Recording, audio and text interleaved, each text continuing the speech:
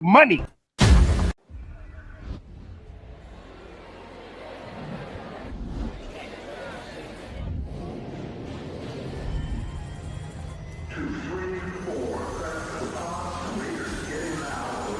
Let's ride!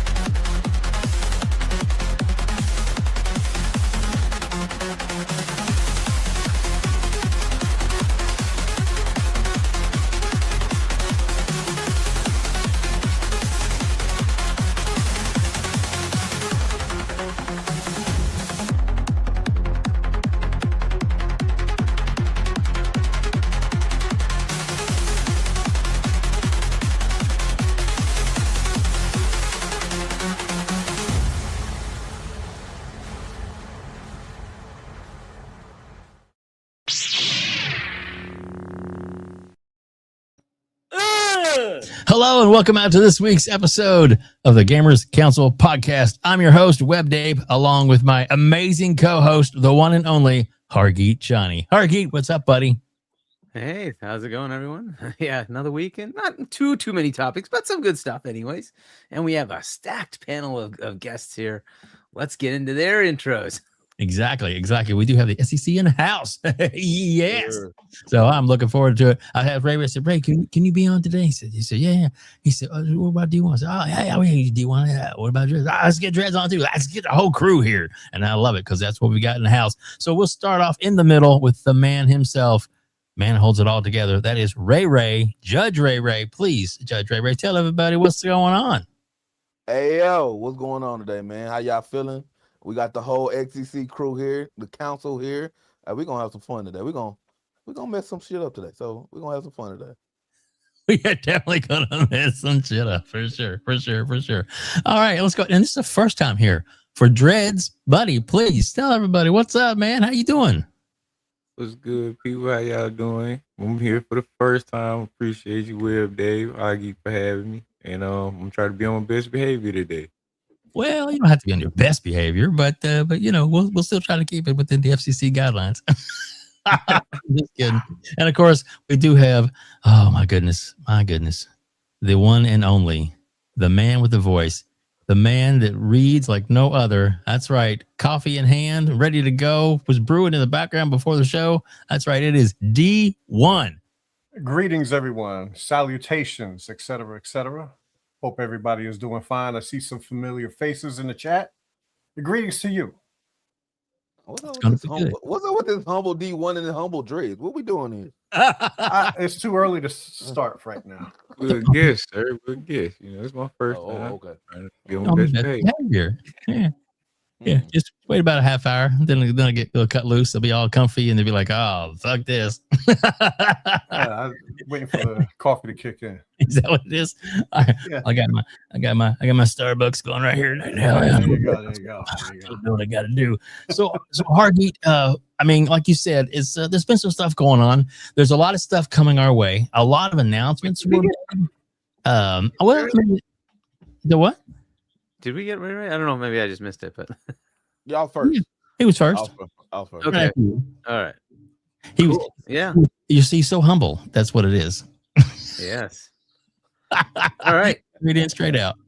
All right. Before we start, I guess we should get into these. WebDave gifts 5 WebDave memberships. I did. Max City Entertainment, member for 18 months. Hey. Max City. Thank you, Max. And then we got 10 jewels from Preston V. Wicks. Right. Appreciate the jewels. And then FARK QUE, 10 jewels as well. And then the Stone King, 440 jewels. Wow, it's a lot of jewels. A lot of jewels. Yes, And a lot of jewels. a lot of jewels. Big shout out to FARK QUE. I do have to wait a minute. Let me bring the camera up. You ready? Hold on. Let's do it. Gotta do this the right way. FARK QUE. Wow. I feel like that. All right. And then All right. Isaac Hayes, 10 jewels. Fascinating. And then Joey gives us 6 jewels as well. Joey. What's up, Joey buddy? Honda, the Cracking. cracking. Yeah. Yeah. Much love, FARK QUE. You know I'm playing. Jesus. Yeah, we was Hello, Prime. Member for 18 months. 18 months of membership. Hey, Huh? there's the text to speech. There we go. Yeah. It reads out. Doesn't read jewels yet. I gotta figure that Hey, out. those are jewels, yeah. Not Yeah, yet. I don't think Just I came don't out, think, right? I don't think none of it reads jewels yet. Yeah, So- they'll figure it out eventually. I bet they will add it. Yeah, probably. There you go. I used to. It does member chats, but it doesn't do like a member thing. Oh, we got a super chat coming in right now. It's funny watching PS fanboys go crazy for Steam Gear's low closed beta numbers and ignoring fully released PS Marvel TOCON pitiful numbers. It is funny. It is. It is quite hilarious for sure. Fascinating. Oh, we get the broke boy. Everything all right? We still here? Yeah. I don't Oh, know okay. if it'll do gifteds, right? So I'll have to just say it. Yeah. It's me, the broke boy. Gifts 5 WebDave memberships. Thank you so much, sir. We really appreciate that. And just so y'all know, if you want to get a membership for yourself, it's just $1. That's it. That's all. A little $1, and that gets you access to over 30 emojis. Which right now, custom emojis we got going on with this episode. We have one for each of our guests, and of course, me and Hargeet have our own. Plus, a bunch of other numerous emojis where you can spell all kinds of cool stuff out and have a little fun and that kind of stuff. That's the whole reason for doing it, is to have a little fun.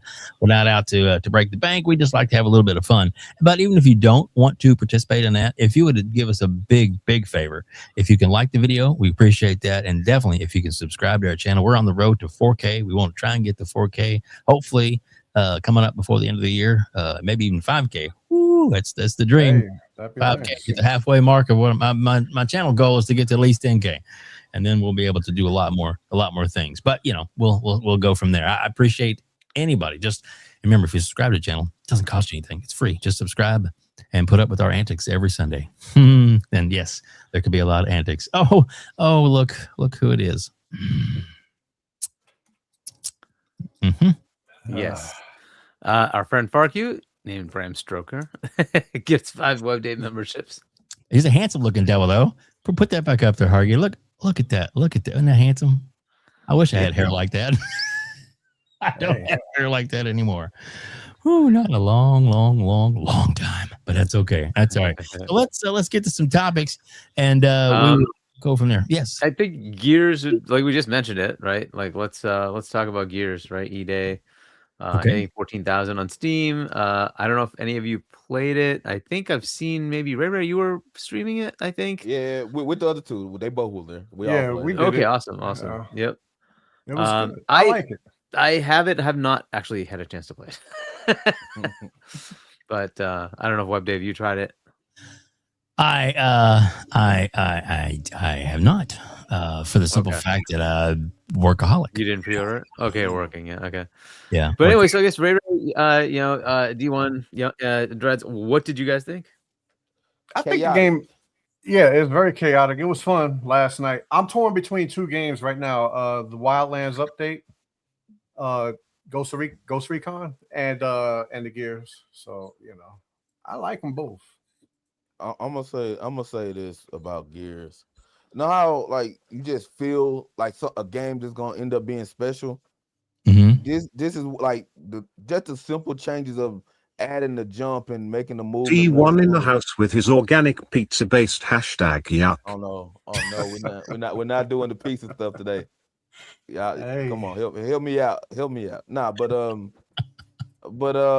yeah, it looks like when we're playing the horror siege mode, it's always something to do in that game. You always running into something, and when some reason that difficulty spike from just going one to the other is wild. But it was fun. We all laugh like we usually do. But yeah, the game is way more chaotic than other Gears. It's like it's always like something happening. Always something happening. So hey, it might got a game of the year contender on their hand. I think so. I That's think cool. so. Yeah. Dread, your thoughts? Yeah, most definitely. Like we had an awesome time playing it yesterday. Like it was a lot going on. I like the new jumps that's going on, and it's kind of like they took a lot of the going in and out of cover and added more of like war type feeling to it, if that makes sense. Mhm. But I don't know, it made it more chaotic and it made it fun. But like Ray said, if you go up one level, you feel the difference. You definitely feel the difference. Hey, we ain't no slouches either. That kind of that made us like, hold on, man. Can we turn this bed down? Can we turn this Yeah, down? we had to go back down a notch. Yeah. Pretty hardcore then, huh? Yeah. Yeah, it was something else. I dropped out to let Dark Child in, and yeah, we lost our medic. Yeah, I was the medic. Yeah. Yeah. Nice. They missed my services, you know. Hargeet, do you want to read what Idle Sloth said about it real quick? Sure. So from our friend Idle Sloth, Gears of War E-Day early access beta peaked at 14,331 on Steam, beating Gears 5 all-time max of 10,196 and Gears of War Reloaded all-time max of 4,819. This is only the early access, which has limited access. We should see bigger numbers for the beta on August 13th through 17th. Yeah, so this is for people who actually put money down and pre-ordered. They got to have access to this. And this is just a beta, not the all-time, right? Yeah. So the game hasn't come out yet. We'll see what it does when it actually comes out. And it'll be more open, in the next weekend, right? So we'll see if more people join in and have fun. Now, did you try the PvP or you only did the horde mode, PvE stuff? I tried the PvP a couple minutes, probably about an hour or so ago. Mm-hmm. It didn't go my way, so so I don't want to talk about it. Yeah. But people already got the movement down. But it's a lot of, how you say, it's Gears basically. You shotgun Nasher, get close, people go boom. So yeah, it's a lot fun. of vets was waiting for it. Man, the Sweaties was out there too. Oh yeah, it just seemed like they were just all over those. Which one? The big boom guys? Hey, them guys with the chains. I'm not familiar. It's been a hot minute since I played the game, but I know that thing is crazy, and it looks gorgeous. To be honest with you, I played one match of versus, and the team let us get like 5 kills, and after that, they turned up. There was no more kills after that. Hey, they wiped us out. I had a dude on my team that went 7 and 48.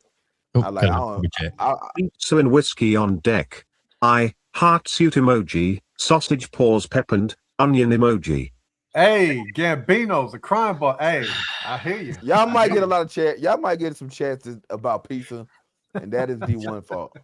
That is 100. Hey, it's all right. We like pizza. I like pizza. You like pizza? Not every day. Not every day.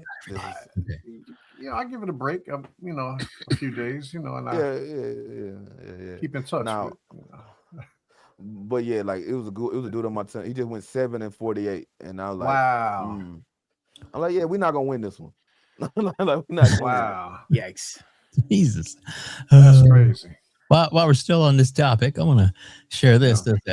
Aaron Greenberg put this out. Hargeet, read the top of what Aaron said, and then I'm going to actually play a little bit of what. Yeah, I've never played a Gears of War that's as cracked out as this, but in a good way, man. All right.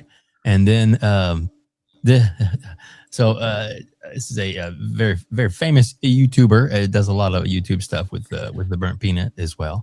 And yeah, so let's hear his comments real quick. Gears of War first off, how does the game feel?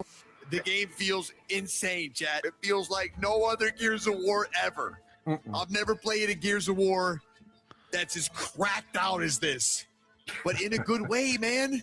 I can't explain it in a good way. The most surprising thing about the game so far, in my opinion, is how they've been able to add all these movement things in the game and not make it horrible.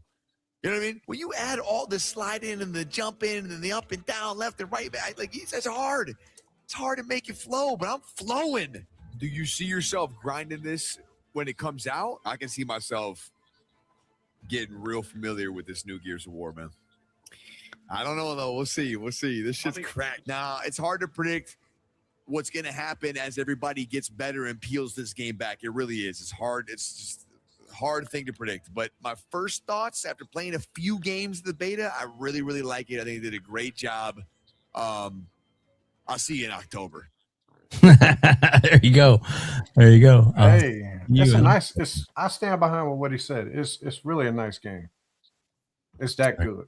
Yeah. There you go. It feels real good. So what do you think? 82 meta?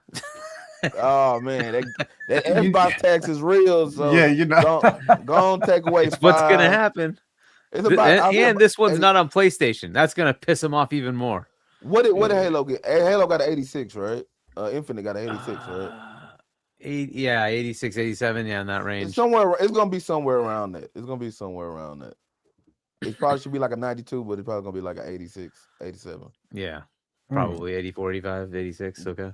Hopefully, it don't go below 85, but yeah. You don't think it'll get 90s? I don't know. When they have people like, I mean, I fully know that there's such a minuscule chance that an Xbox game would get a 90 that it's you should just put that out of your mind. The only game that could do that is something Forza. niche like a Flight Sim or a Forza Horizon. Yeah. That's it. Those are the two that could pull it off. There's just otherwise forget it. Yeah, then, especially on one where Asha specifically took it away from PlayStation. They're gonna be all pissed off. They're gonna pile on it. Automatic 20 points down. Yeah, that too. But also, you got people like reviewing it, like Press Square and all those Sony sites, and they don't even. It's not even a PlayStation. I mean, an Xbox site. So why are you reviewing a Xbox game in the first place? So when you have that, it's not gonna help them. It's not gonna help the meta. Exactly. The campaign had too many shooting times. It was too many bullets there weren't in the game. enough like button press times. There aren't enough cinematics. I was expecting to have 10% game and 90% cinematics. Yeah, like that's obviously this is the way they cursed in the game. It's gonna be be some stuff in there. It's gonna be something. Well, we're gonna play a couple of quick clips from our friend of the show, Gaz. Love him or hate him, he is spicy. So let's play some clip from Gaz. We got it on the right screen. There we go. All right, make sure I got him up first. Let's hope it doesn't bog down. Let's hear. Here we go.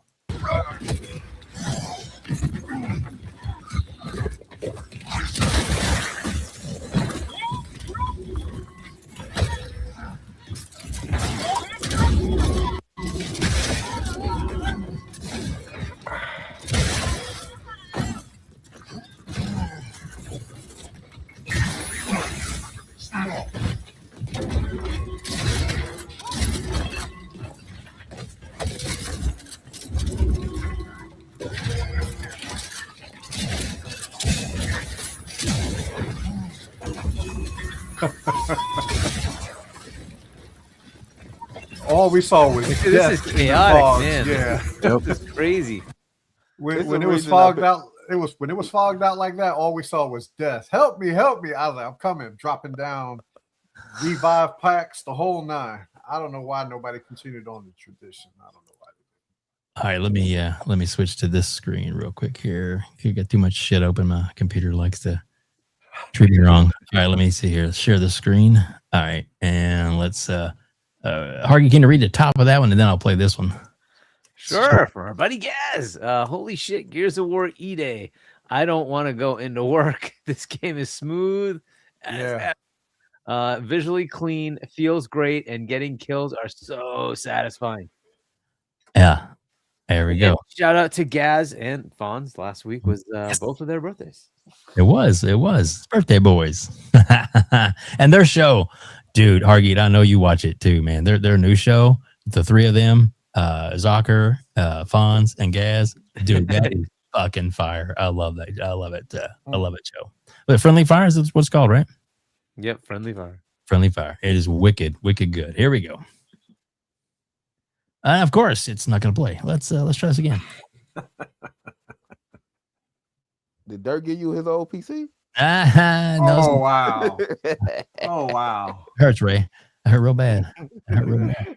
Let me, you know what? Let me, I'll just pause it on that for a second. I've got something else. I wish you could double wield. You know what I mean? Like have like 2 shotguns or 2 ARs. You know, I mean, I know they're not called ARs, but you get what I'm saying. Yeah. Like double shotguns. Yeah, the more the merrier. Dual wield. Oh my goodness. Yeah. So we'll pull up something from Mr. Boomstick, and we're not gonna obviously play his clip, but we'll it definitely helps with the discussion about just how the media is like y'all talking about the scores, probably because of a lot of this. What do you think, Hargeet? I'm gonna let you read a little bit of that, and we'll get everybody's opinion on it. From good old Boom, gaming media's massive reaction to Gears of War E-Day's exclusivity. They're furious. Break down how bad it's gotten with numerous receipts that are used to show how the hashtag Xbox tax is real as F. Yep. Yep. You think it's real, Hargeet? I mean, after what you see, you think it's real?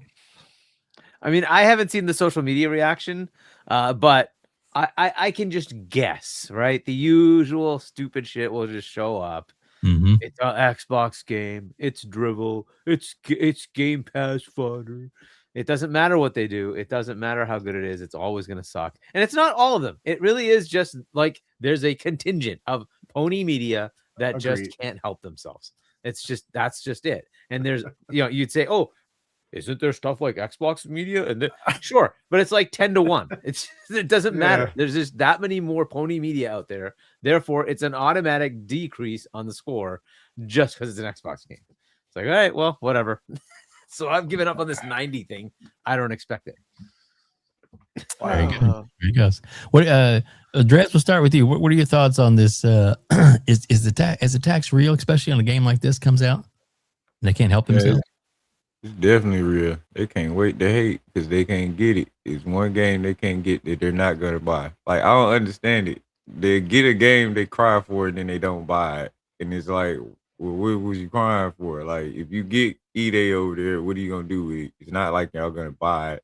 So what are you crying for? Just, I know majority of them got Xbox. Just play it on the Xbox. Stop crying. Like, we not crying over here when we don't get nothing over there because we never gonna get it. So I just don't understand it. But it is a tax. It's a big tax. There you go. Yeah, it does seem like it is, especially with things like this. It just seems painfully obvious. D.ONE, your thoughts?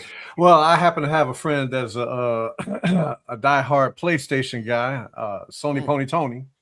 And so earlier in the year, he was like, yeah, I can't wait for the Gears to come out, and well, I haven't heard from him yet. The only thing I got from him was a wedding invitation. So, but he made no mention of the game itself, but I can't wait to tear him up on that. That's going to be funny. It's like, I thought you was going to play. You might as well. You got a computer. Just do the right thing. Do the humane thing. do the humane thing. That's hilarious. Yeah, that's what you need to do. Ray, your thoughts? Maybe if they bought Gears Reloaded, they would have had a chance to actually get this game, and they wouldn't have to cry. But we at a spot now that tax, like me and Hargeet just said, and I think Joey said it too. It's too many of those sites out there to be like, hey, this is gonna get a high enough grade. It, like, even if let's say IGN gave it a 95 or something like that, it don't matter, because at the end of the day, you still gonna have, what was the site for was that for Forza? It was for something. It was Respec or something like that. Brand new site. It had 13 reviews in total for their whole company. And whatever game that was, they just messed up the whole thing by putting in a bad review because they wanted to talk about the politics. They don't politics in the world, and not the actual game, whatever game that was. It's at the end of the day, we're gonna have to be like you gotta go to the YouTubers you like. You gotta go to the WEBDAVE, the Hargeet, the D.ONE, DREADZ, whoever it is, to see do you like a game, because these sites you're not gonna find it. Like you're not like even IG, like even in the IGNs and the game spots. those people that back in the day we used to watch, they're not there no more. So you're looking at people who probably was brought up on PlayStation, on the PlayStation 3, the PlayStation 2, and stuff like that. And that's where their loyalty lies. So when they start reviewing an Xbox game, it's bullshit. They want to talk. You want to talk about cupcakes and flowers instead of talking about the actual game. So that Xbox tax been around for a very long time. It was around last generation. So a lot of these dudes they've been like, oh, I see the light now. Why didn't you see it 6 years ago when everybody was pointing it out? Like I'm trying not to get mad. I'm gonna drink my drink and just That's all right. Hargeet, your thoughts about this tax? I mean, obviously you said it you don't see it so much on social media, but I mean, it's pretty blatant. I've seen this tax forever. It's just so obvious. Ever since Xbox One came out, there has been this like anti-Xbox thing going on, and it really just kind of kept getting bigger and bigger, especially as the PS4 trounced the Xbox One, right? And it's just so prominent. There might be a little bit of a crack in that now, in that like they're seeing how PlayStation is now treating them because PlayStation basically owns them. They don't have anything else to go to because they've made their bed. They're like, nope, we're gonna stay here and stay here only. Okay, well, without competition, guess what the company does? Says, F you, take this. Oh, you don't like that? Too bad. You're gonna come here anyway, aren't you? It's what's happening, right? So maybe they'll have grown up to the point to understand that companies do not care. Xbox, like none of them, they don't care. They care about your dollars. That's the only thing they care about. And if you F with that, that's when they'll listen to you. So if you want things to be better, don't be stupid. Just keep buying. So but we'll see. Like I on that side, they're so diehardly against Xbox that I just expect this kind of stuff from them. So it's not surprising to me when scores come out the way they do. I was shocked when Indy was not trounced on. Maybe it was the fact that it was already announced, and maybe that was a smart decision. It was already announced coming to PlayStation. Like, oh, it's coming to our system. Fine, we can give it a decent score. Because I expected that to come out at an 81.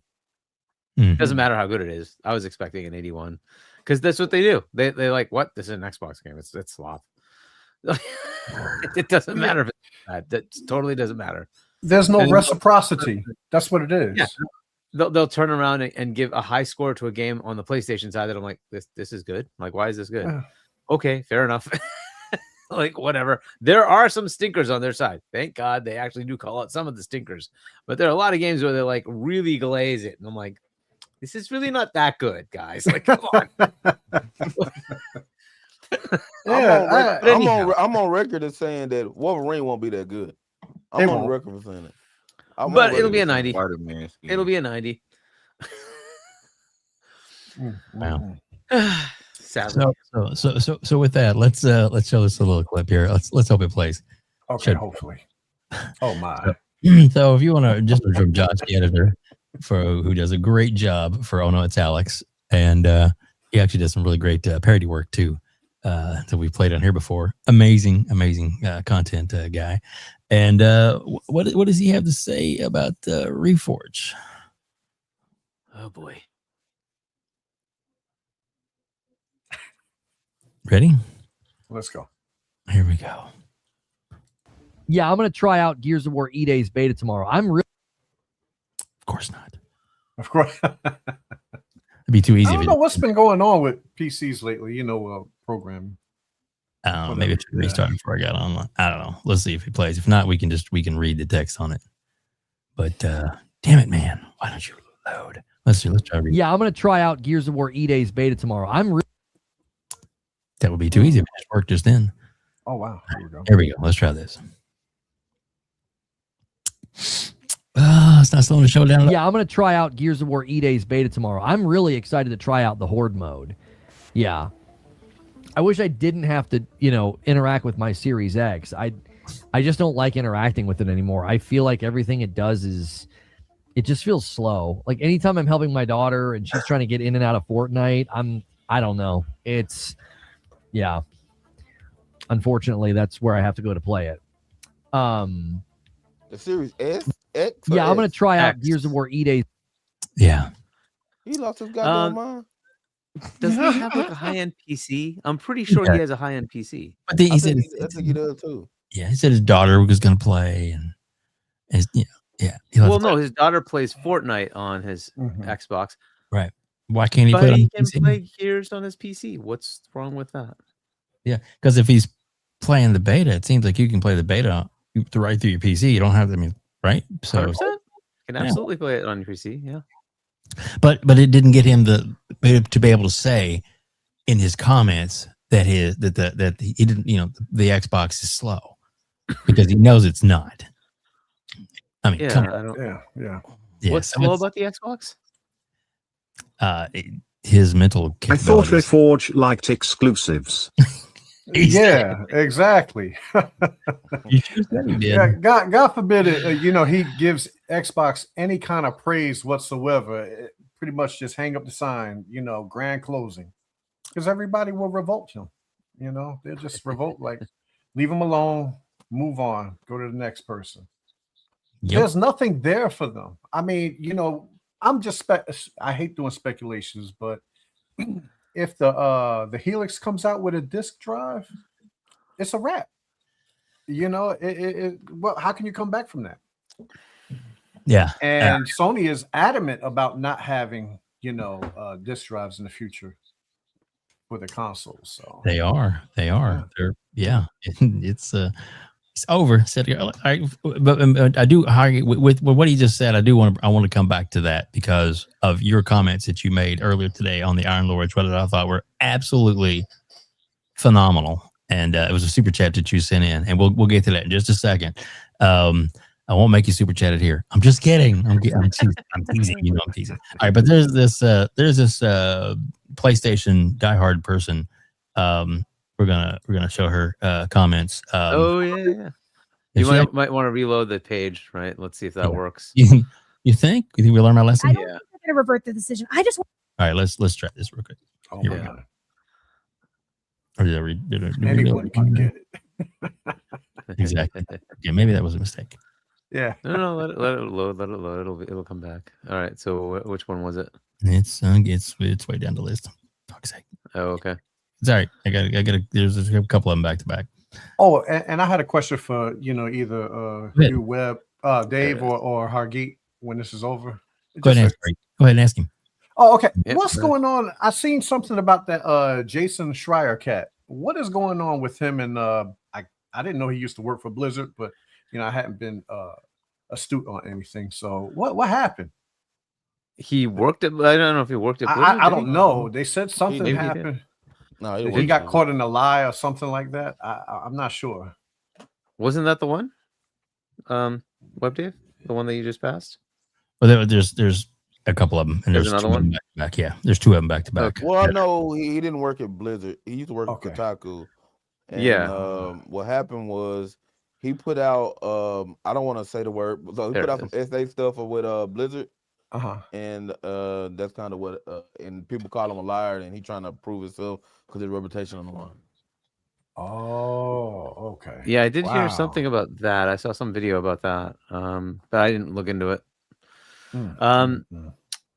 But yeah, at Kotaku, by the way, he worked along with Tina Meany, who was a colleague of his. Yeah, who is amazing.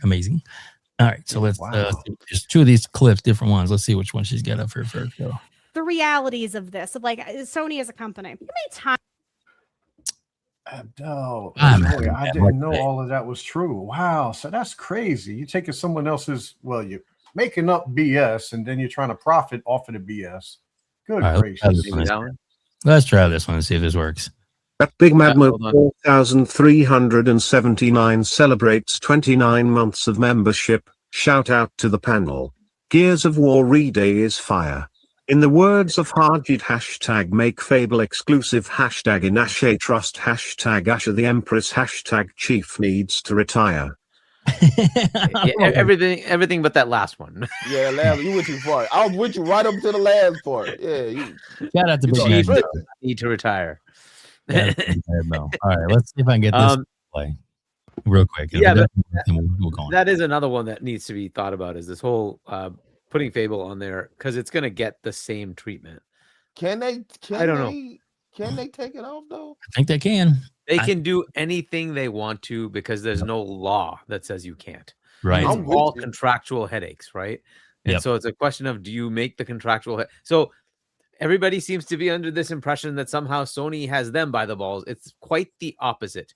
Yeah. Xbox dropped 2 games on their system. They're old ass games from PS3 gen, and the PlayStation fans gobble them up to 11 million sales. Mhm. Okay. They own them. No matter what they can say, PlayStation is owned by Xbox because Call of Duty is owned by Xbox. Their profits are driven by Xbox. It's just the way it is. And don't take my word for it. Listen to Jim Ryan, who cried everywhere to say that. So it's they are held at Xbox's whim. I don't understand why they don't just take that and say, I don't care if you don't like it, Sony. I'm taking this game back. Suck it. You still keep getting thank COD. you. Have a nice day. Hey, Hargee, I got a question because I thought about this. I was gonna do a video, but I thought about this. Games get canceled all the time. They don't come out on system. So why wouldn't this be any different than a game getting canceled? It wouldn't be. And so the only thing that's happened is the pre-orders have happened, right? Right. Yeah. But pre-orders get canceled too. Yeah, that happens. Yeah, pre-order for free. You don't even spend money when you pre-order. So why let's cancel it? Just cancel. I don't like whatever. At this point, they have to see that the PlayStation fans do not care about your stuff. Just stop it. Just Fable needs to be exclusive. Now, since we had it, go on cancel the Forza Horizon port also. Let's go and get this out of here. Let's go. None of those pillars should be there. Have they even started pre-orders for that? Because they don't even have a release I don't date. think. I don't think. Right? We don't even know when that's coming. It might never Cancel come. Yeah. Cancel it. I know they could make money, but it's like, dude, at what cost? At this point, you should just kill it. So Joey did make a good point. He said the answer is Amy Hood.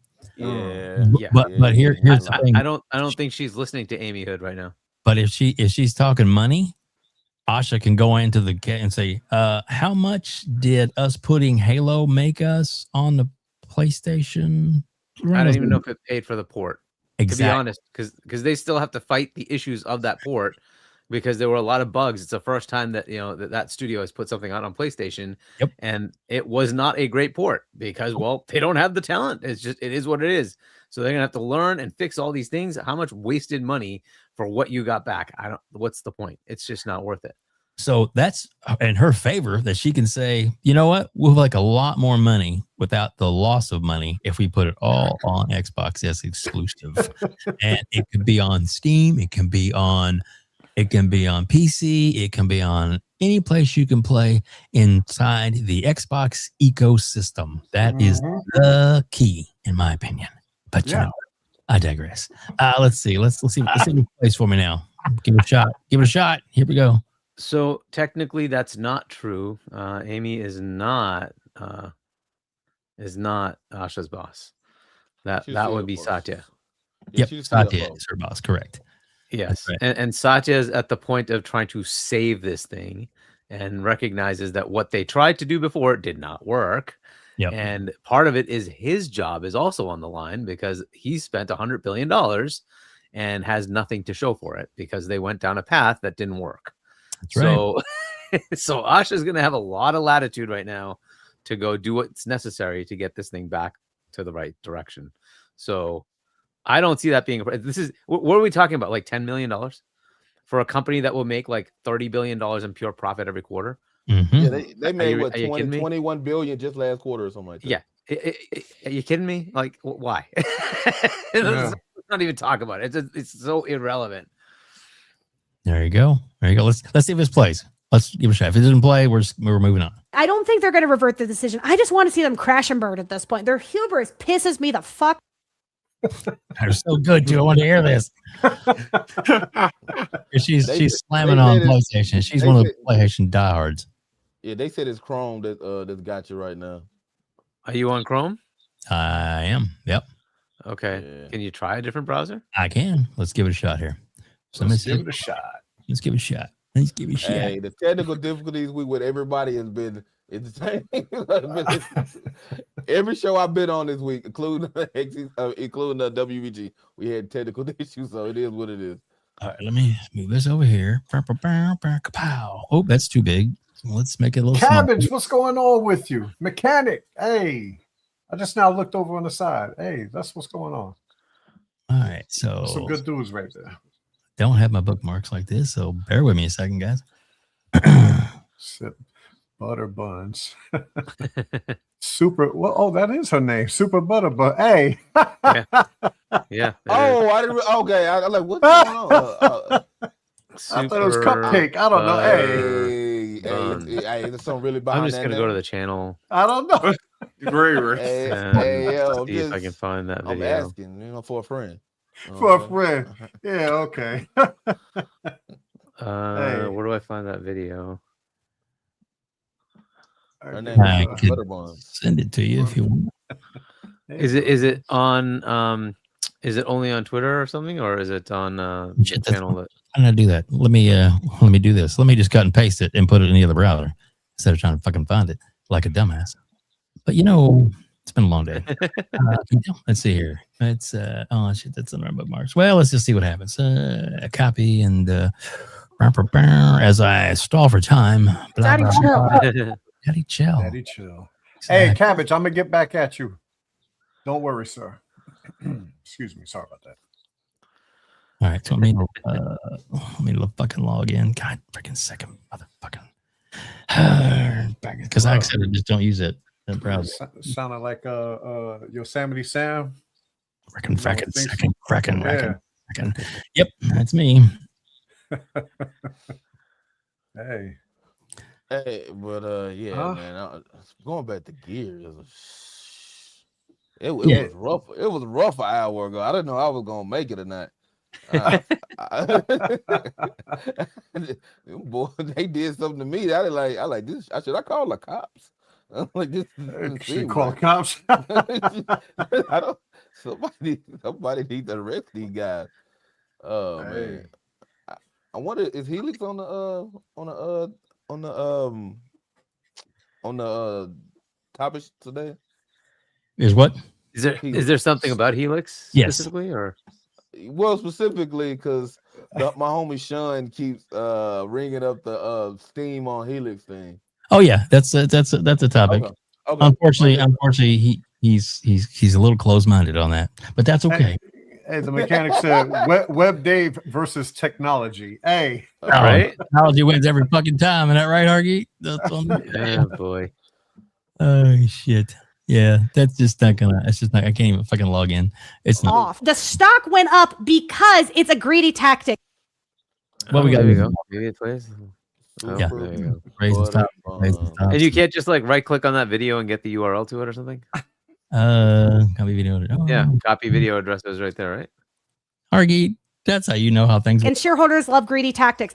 It's not going to last. Gamer entitlement is real. And gamer entitlement is what's caused what once had a ton of momentum for one console completely died in the next. Sony has not experienced that in a while. They are truly high off their own farts. The PlayStation 4 God damn. Good time for it to stop. Steam will be on Helix. I'm willing to bet on it.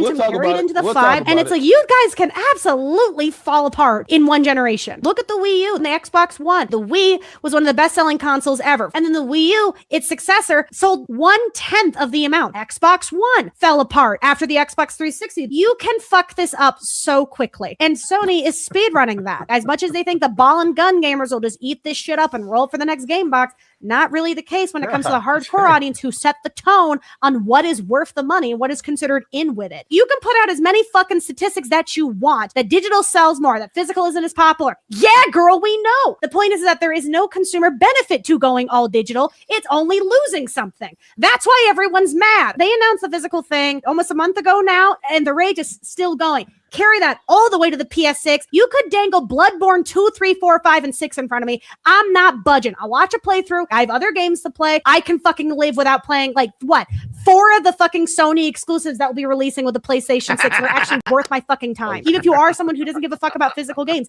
their attitude sucks. I don't like this idea that just because Sony has dominated for the last 2 generations, that's a guaranteed for the next one. We have seen companies fucking crash and burn with generations with bullshit like this. I want that to happen to them. They need to be humbled so bad. Preach on, woman. Okay, that worked. I figured out a trick, a workaround there, Hargeet. Yeah.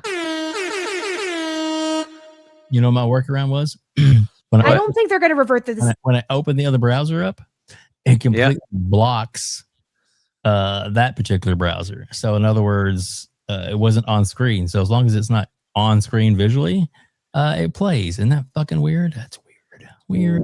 Wow. I know. Weird. Let's see if I can even find any of this shit anymore. Where the fuck am I at? I don't even know. Let's see. All right. So I know. This is like so unprofessional. That was a best card, though. I'm gonna do this. Yeah. Yeah. Right, yeah. so Go ahead. Justin gets 10 jewels. Thank you. Thanks. Thank you. And we do appreciate the super chat. So thank you all for those very much. Sorry if I do seem a little distraught. Once in a blue moon, everybody gets hiccups and things like that. This is live, by the way, right, Hargeet? As live as it gets. It is live. Let me throw this over here because there we go. So my face needs to be covered up, not Hargeet's. Okay, hold on. She's like a Sony Rosie O'Donnell, but she ain't lying. They're reading the discs, and it will be their undoing. I hope they F around and find out. Hey. Nice. Cabbage. Amen. Vicious, man. You are a vicious individual. Yeah. I like it, though. I like it. Yeah. Let's see if I can get it to play this time. Go ahead. So, you're reading. Go ahead. So Dark Zone points out that Sony can't afford a Wii U moment or a PS3 moment. The PS6 will cost them too much to manufacture. So if PS6 fails, PlayStation will go full third-party publisher. Yikes. Are we sure a PS6 even coming out? Because when they Hashtag no PS6. When they said the disc thing, they didn't specifically say next generation. I don't think or anything. Are we sure? No. PS5 is losing its access. That's why they have the stupid sticker on the box. Yeah, that's what I'm saying. What we sure? They just not gonna, because the Pro just came out last year, the year before, something like that. Yeah. So, and that's $1,000 right there. And yeah. And Hargeet, when does the no disc policy kick in? The no more disc policy? January 2028. So to me, that tells me that there's not going to be a PlayStation 6 at the earliest before 28. If there even is maybe, but like we're still hearing it's possibly a go for 27. And the only thing that's holding anything back right now, I think, is mostly it's the cost. It's the memory prices and the storage prices that are just astronomical right now. Getting allotment for the chips, which I think both of them already have. So if they already have the processors, it really just comes down to how much are they going to get from memory and storage. And that could be pricey. And unfortunately, that's going to drive whether they want to do it now or later. All right, let's see if I get this one to play. I'm going to do my little trick again. Okay.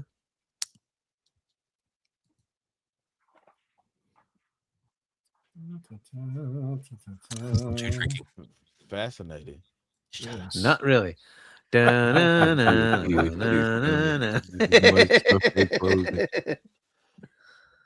think I even have this. Hey, there you go. There you go. Hey, well, Dave, that was me yesterday. Hey, the frustration on your face is what I was going through yesterday with that echo. Oh man, I understand, man, 100%. 100 for what is slow. Let's see. How about this? There you go. Hey, Dave put on his glasses. You know he's serious.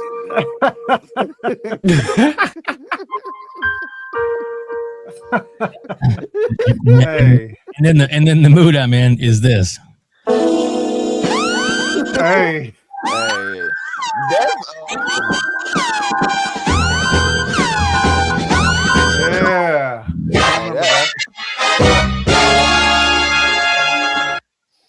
That's one of my favorite movies of all time. That's Kill Bill.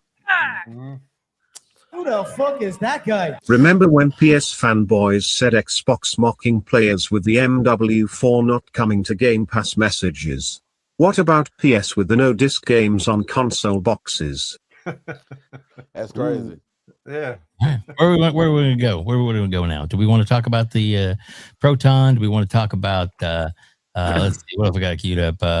The Grand Theft Auto and the Let's just do Proton. I think you have it up, right? Positron, you mean, right? I think Positron. Protons. Yes. No. Yeah. Yeah, yes, let's talk about this. So I'll let you read that, Hargeet, because Dave's lost it. All right. So from Ecstasies, finally, we have the how it works for the first time. Project Positron, the Xbox disc to digital program, which promises to be a game changer for the industry, your library, and your wallet. All the details and how to take advantage of it here. All right. Let's get a little prayer going. Got a prayer? Everybody get the prayers going? You got this. Okay. You prayer. got this. Here we go. Positron is like it is.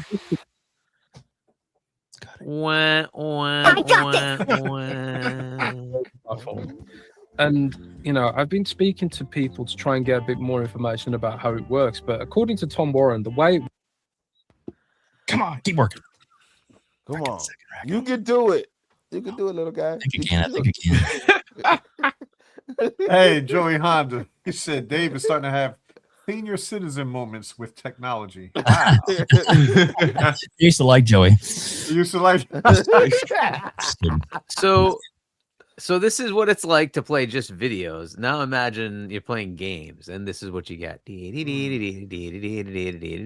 is why I'm like, I have no interest in this whatsoever. Hey, I just ironed out my streaming game thing yesterday. Yeah, so, I'm good. I'm good it's because a lot eventually of this is work. what it's going to be. This is what it's going to be, and it's like I have no. Oh interest. no. So you're talking about actually streaming games from the cloud type deal. Yeah, I mean, I would think I would have a download option. I would hope. Please. Well, if we listen to Zelnick, he thinks in 3 years we'll all be cloud streaming. That's his prediction. It's like, oh, okay, he doesn't, but Zelnick great. also doesn't run a gaming game hardware platform. company. Yeah, exactly. Yeah. But he sure talked to all of them a lot. He does. He's been doing it for a while. Joey fuck cloud. Oh, poor Joey. And my joke for that was GTA 7 exclusive to cloud streaming only. Oh, what in the world that Netflix actually got the exclusive rights to? Yeah, that's the GTA. topic. We will definitely get to that. We're gonna get that in a second. But music, just so you know, I do actually I do have fiber optics, and it is 1,000 up and 1,000 down right now. Yeah. Hey, he said, "Go Commodore 64." Hey, the issue is with the browser. So this isn't a bandwidth thing. This is something to do with the back end to your browser and whatever's going on there. I'll fix it, but not this moment. I'll fix it. Just not right now. Probably some caching issue somewhere.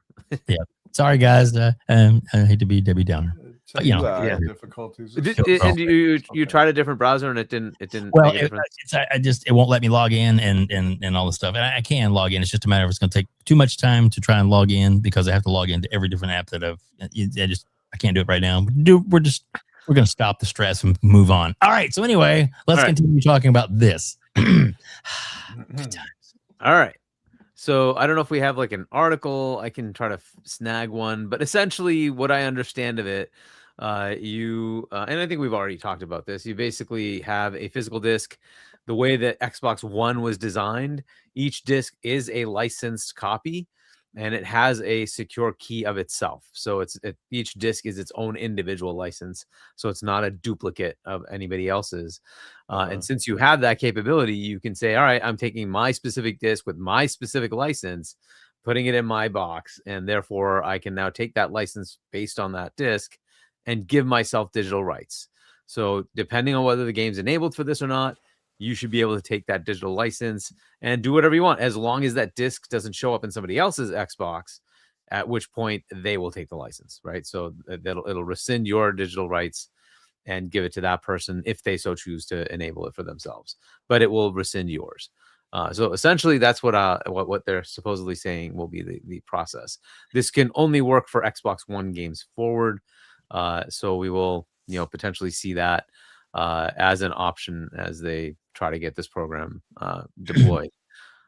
So cool potential, right? That means your Xbox One through the Xbox Series consoles, you will have this ability, basically the ability that we were supposed to have when the Xbox One launched. We will now get that, right? And I think that's fantastic because it gives you both options, right? You want to take a physical, you want to be able to move it around, you want to be able to trade it, lend it, just use it. For me, I have 5 Xboxes. I can just use it in any one of the Xboxes, right? That's cool.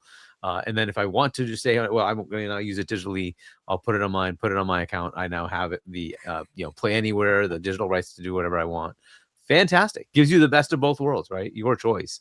You can also sell it and you lose the rights. It's fine. It's perfect. So pretty cool idea. But anyway, so what do you guys think about all that? So we'll start with maybe DREADZ. What do you think?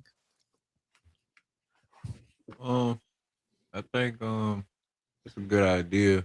So hold on. So if I get like say an Anthem disc, like an old Anthem disc, and I put it in my console, I can get the license for that. You can make it digital, exactly. So it'll be a part of your digital library as long as you don't give that disc to somebody else. Or trade it in or sell it or whatever. Yep. Well, also, it'll kind of like erase it, so to speak. That's yeah. So if somebody else has that disc, it'll Uh-huh. notice it and it'll go back to the cloud and say, nope, so and so has that disc now. Revoke their digital license. Wow, that's crazy. Well, Anthem's not gonna work because the server's down. Correct. Right. That's a crazy. different animal on that one.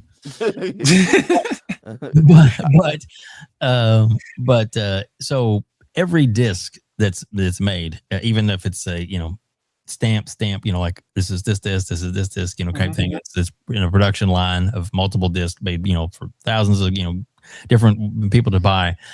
Each one has a small code on it that is, quote unquote, they're able to tie that little bit of a code compared to all the other code for the game to a specific person once it goes into this quote unquote program.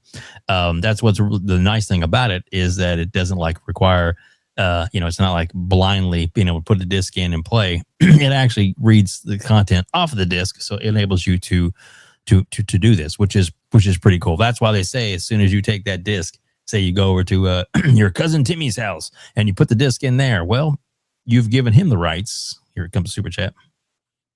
Hopefully works for delisted games like Transformers. That would be nice. That would be it's interesting. Now, there is some games. Go ahead. It's Transformers run like DREADZ was just trying to say. Transformers run by a server, it won't work. It doesn't matter. My nephew got my bad. Go ahead. Oh, my nephew ers the old Transformers CD, and he can still play the game. Like it still works. Okay. Yeah, so it's probably backwards compatible. Well, some of those discs are. It's just a matter of, say, like some of the games out there, like the Jet Grind Radio. If you don't have the disc or Jet Set Radio, it won't play. Even if you put it in your Xbox, you can pull it up. You can download the digital to your Xbox. I had like a couple of games. I thought, oh, cool, they're buying Activision, so I started pre-downloading a bunch of stuff, but I can't play them because I don't have the disc in for them. Yeah, and mind you, this is for games that were Xbox One onwards, and it's not guaranteed all of them went that way, but most of them should be okay. But Xbox One onwards, 360 and original Xbox don't have that tech, so that would not likely work. There you go. So it's just interesting. It's cool. It's cool. Yeah. Go ahead. I got a question. How does that affect what do you call it? What we call it, the share game? We share with your friends or whatever. Like me and Dave share games. He buy a game. I can't remember the whole system called, but how does that disc thing affect that? Yeah. So it's basically you set my home console to your friend's house, right? That sharing. Yeah, and it's wherever you have access, right? So it's your digital library, so it's the same thing. It's in your digital library. So if their primary is your your account, then they're going to be able to access that game. Okay, I'm with it. To work. Yeah. Now, so the only time this is a problem is if you lend the disc to somebody, then it's gone. Yeah. The thing I brought up on the screen, Hargeet, is a little bit, which we'll kind of transition into this, because even though the disc Prometheus, whatever, Positron. Yeah. Whatever the hell it's called. Team missed. Yeah, exactly. That's it. Anyway, so just kidding. So but the other aspect that they talked about, which is one of the really amazing things, is they are going to make almost the entire library of their original games and their 360 games available to all the people that made it to begin with, and say, hey, look, we're allowing you to put it up here digitally, and it's up to you. Do you want to make it a login and download it? Do you want to charge a small fee and have them play it?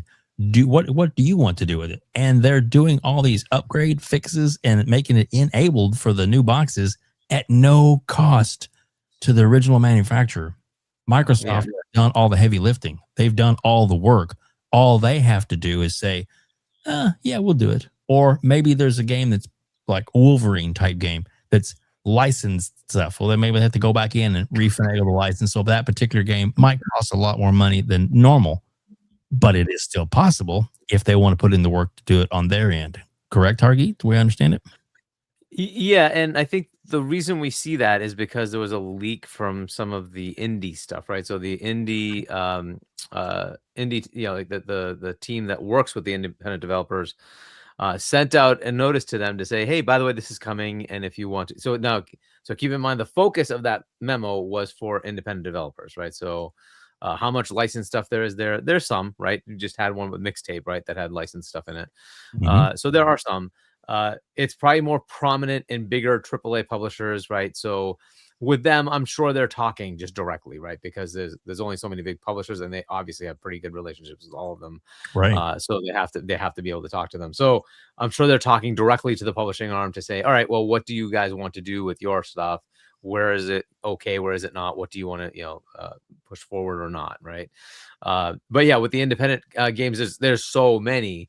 That they're sending out notices instead to say, hey, we can make it happen. Just let us know yes or no, right? And we will go forward and make it work. So that's basically, and that's a different thing. This is bringing it to PC, right?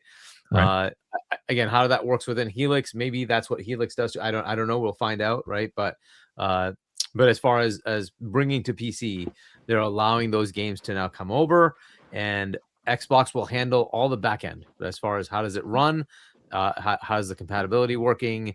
If there are any things they need to handle as far as the translation layer to make it work on the PC, they will do all the tech. It's really just do you want to do it or not? And if you do, we'll list it, and you'll start being able to sell the game, and people will buy it, and you can get money. That's it. So pretty straightforward. It's a no-brainer, you think? What was that? It's pretty much a no-brainer for that company. Like I said, unless there's some kind of licensing deal that they need to hammer out. Read the thing about the back compat. It kind of explains it in better detail than what I did. Okay. All right. Which part do you want me to read? The white with the Xbox handle. White. Okay. Got it. Who does what? Microsoft handles Microsoft built emulator, local PC execution, certification and compatibility testing, storefront ingestion, listing and merchandising, player support, updates, regressions, and ongoing maintenance. It says ongoing. Yeah, maintenance. Okay, and then you provide decisions, not engineering, title opt-in confirmation, commercial parameters, price, Game Pass, promotions, brand sign-off. So that's pretty cool, right? The timeline, it's going to be in insider public beta sometime in July, and then in August, it's going to become available. Ships to all Xbox One and Series X owners. And then back compat on PC full launch is in October. And then 360 catalog gradual rollout across next-gen Xbox devices 27 to 28. I think that's what it says, right? Yeah. Pretty amazing, huh? So how are you? It sounds like so familiar to me. There we go. I don't know if you remember when I think it was what was the guy's name with the big beard? And he came out. Jason and he Ronald? said that, yes, Jason Ronald. And remember, he said that they had unlocked it where you could do 120 FPS. And I think it was Lucky Tales, I believe he did. And he said they'll be able to do it for other games if those companies want it done. But we have to power to do it. I thought that was fascinating. I know it may not be relevant to this conversation, but it just shows the power of that console. Because all those things they were able to do on the Series X, not so much the Series S, but with the Series X, all those enhancements they were able to do carry over to the PC. And I think they've added a few more. But basically, yes, it does actually apply. Anything they were able to do there, they are going to be able to bring that over to PC. Yeah. So there are some cool benefits here. Yeah, that Series X is pretty powerful. And I'm it is kind of happy that, even though there'll be a lot of people buying the Helix, day one, et cetera, it's still, I think with a few maybe dashboard updates or whatever it is that they have to do, the Series X would be just not even a little brother, so to speak, similar to like how you see I wouldn't say the Series S, but like the previous Xbox One was to this per se. They're still running some Xbox One games, but that Series X, I love it. I got like 3 of them. So not to see this like seed that this could happen, and it likely have, but one of the things we saw recently was from NVIDIA, where they created a capability with neural rendering, right? And we saw like faces being changed, right, to be much more realistic. That wasn't in the game itself that way. It was the rendering engine was handling that for it as part of the hardware itself doing that for you, right? Right. Well, some of that capability is going to be in Helix, and to be fair, in PlayStation 6 as well, assuming they both the specs that we have are correct. Well, these games aren't going to have a lot of information to run through because they're pretty old, right? So they're pretty low power requirement to start with. So they could dedicate some of the processing oomph that's available to do the neural rendering across those games to actually make them have like a new shine, right? A new coat of paint, because it can actually do that to all the elements and potentially give you something that looks much more modern, even though the game was done a long time ago. So that is something they could potentially leverage on Helix. I don't know if they're looking to do that. I have no idea, right? That it'd be an awesome announcement as part of the Back and Pat program that, hey, we're doing that. I don't know if they're going to do that. Again, this also is viable on PC wherever you have the hardware to do it, right? Right. So if that's a potential option where it could now make it look even nicer, it's just another potential option that could happen. That is amazing. That is amazing. It truly is. Yeah. I must. You know what? I'll have a sip of coffee to that. Fascinating. You go right ahead. So, Ray, you have any more comments on this particular topic? No, I mean, the only reason I'm not too engaged in this whole, we just say Plasma Chani, what is it called? Jesus fucking Christ. Think of positivity. Project and Positron. Transformers. Positron. Yes. Oh, okay. I'll start. All right. Only reason I'm not really into this because I haven't bought a disc probably since 2015. So it doesn't mean nothing for me. Even So this specific thing is not about discs. This is just about compatibility of games from the OG Xbox 360, Xbox One, and Series consoles onto probably Shout Series out OC, to WebDave and onto Hargeet. PC. Appreciate all you do for the community. Thank you, sir. Appreciate that, Isaac. Thank you. Yeah, so this is just bringing games to PC. This is not about the discs. Okay. I thought it was the license thing y'all were talking about. No. Because that was the previous topic, and we kind of shoehorned this in there too. yeah. Okay, y'all start confusing me. All right, but we were talking about backwards compatibility. I know that was one of the things Sarah Bunn made an initiative before she left. I know we're gonna give the credit to Asha, but that been in play. We knew they was gonna go hard at the backwards and with the preserving games. But she made a whole Patwasanini, whatever what he said. That's a damn groundhog, I think.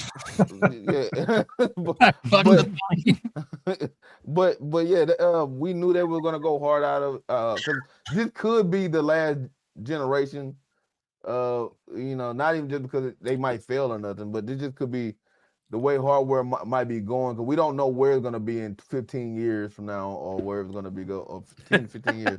That's true. So you might not even need a box. You know what I'm saying? They already have games playing on TV. So I'm all for the preserving games. Back in the day, we just got Conquer not too long ago, and Freezing, and two more games. But yep, that was the start of it. And I always thought, like, what game from back then would I actually want? But most of the games I want is sports games, and you can't. They're not coming back. Like NFL Fever, that was a Microsoft football game. It's not coming. Or Xbox football game. That's not coming. They're not gonna be doing that one. Because probably license issues and probably can't find that disc nowhere. So, but it is a good thing, because what they used to say. If everybody plays that little slogan they had, but you gotta preserve that, because it's hard to find a running Xbox these days without spending the arm and leg, like a original OG Xbox without spending the arm and leg. So I'm all with it, man. Hey, more games, I'm all with it. So when we can all play, we all win, or something like that. There you go. Yeah. Sorry. So. Did D.ONE, did you get to say anything about this? I'm not sure if we've caught. Oh no, everything was pretty much said on my behalf. Okay. So go ahead, Hargeet. You. Yeah, as far as like the backwards, like, you know, looking at games that to bring them forward, it's not necessarily about just us though, right? It's other people who've never played games are now going to be playing games, just kids who are coming into gaming. Now they'll be able to access games that may not have been accessible because they were just locked to another console. That's very hard to keep around or find, right? So it just opens it up so that you can say, hey, no, you can play these old games now, right? That's really all it is. And, you know, thankfully a lot of these are BC on Xbox right now, so you can at least get them there. Right. But if they, you know, if PC is a platform a lot of kids are on, right? Hey, you just open up an avenue to say, you want to try these older games? Here you go, right? And you now can just buy them. They're likely going to be relatively cheap. And so if somebody wanted to, you know, pick up a couple of older games and try them, like Fusion Frenzy on PC, just go for it, right? You can just do that now. I think that's kind of the reasoning, right? Is to say, all right, hey, there are games that are just locked to a console. And, you know, if you're on a different platform, you want to play them, that's great. The other cool thing is, in perpetuity, now this is just there. If Xbox itself, you know, after the next gen, after maybe the gen after that, there's just no console. You still have it because PC has it. We're good, right? And PC will have all the games going forward anyway, right? So you kind of now have a full library somewhere on a you know an ecosystem or a platform that you can just buy whatever you want whenever you want. There's no lock in to a specific vendor. You just buy a computer and you are good to go. You have it, right? So that's just a cool thing to have for preservation. But so, you know, you just have to look beyond just what we would want. It's kind of what does the industry want? What does like the gaming world need? Right. And I think that's kind of a good thing to do just for preservation and for new players to come in and be able to play around with games that, you know, Conquer is a funny little game, right? So somebody might just want to try it out. It's like, okay, cool. I can try that on PC now. This is cool, which is cool. Yeah, very cool. 100%. So, apologies for my computer illiteracy earlier. Some of the mistakes they were happening tonight. Let's say I feel like a certain character from South Park. Come on! Level out, come on! All right, so let's. All right, Hargeet, I got this uploaded. I know, right? I uploaded this and I got logged in. We're gonna try it. This is a different browser. This is a Microsoft browser. Let's see if it works. I got this. So Positron is like it is a disc to digital conversion platform, and you know I've been speaking to people to try and get a bit more information about how it works. But according to Tom Warren, the way it works is you literally put the disc into your console, and it gives you a digital license for the game permanently to your Microsoft account. If you take that disc and give it away or sell it, and then it gets connected to another Microsoft account, you lose access to that digital license. Right. So you don't even need the disc to keep verifying it. As long as it's whoever last used the disc gets the license, right? Which, when you say it, sounds like a no-brainer, right? Yeah. Why hasn't it always worked this way? It's kind of like what I was thinking. This is the 2013 system. basically. But like more in tune for the modern era, I suppose. This is the way it was going to work, you know. But they messaged it so badly that they had to scrap it. But the thing is, the underlying tech for it to work has always been there, and now is like the right time to try and bring it back. Yeah. So the way it works to me sounds fantastic. You have your disc, you put it in the system, you get the license instantly, right? And then permanently. And if you give the disc to someone else and they put it in their Microsoft account, you lose the license, as you should, right? So, GG. Heck yeah. If you like this video, please hit the like button. It worked. Hey.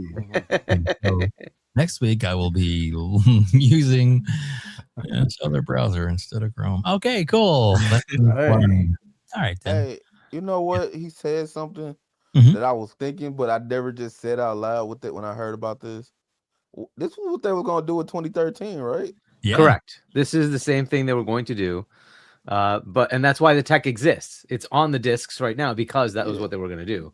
And then they rescinded it because everybody thought, internet, no, evil, no, internet, no. I'm like, okay, well, whatever. And to me, it wasn't messaged badly back then.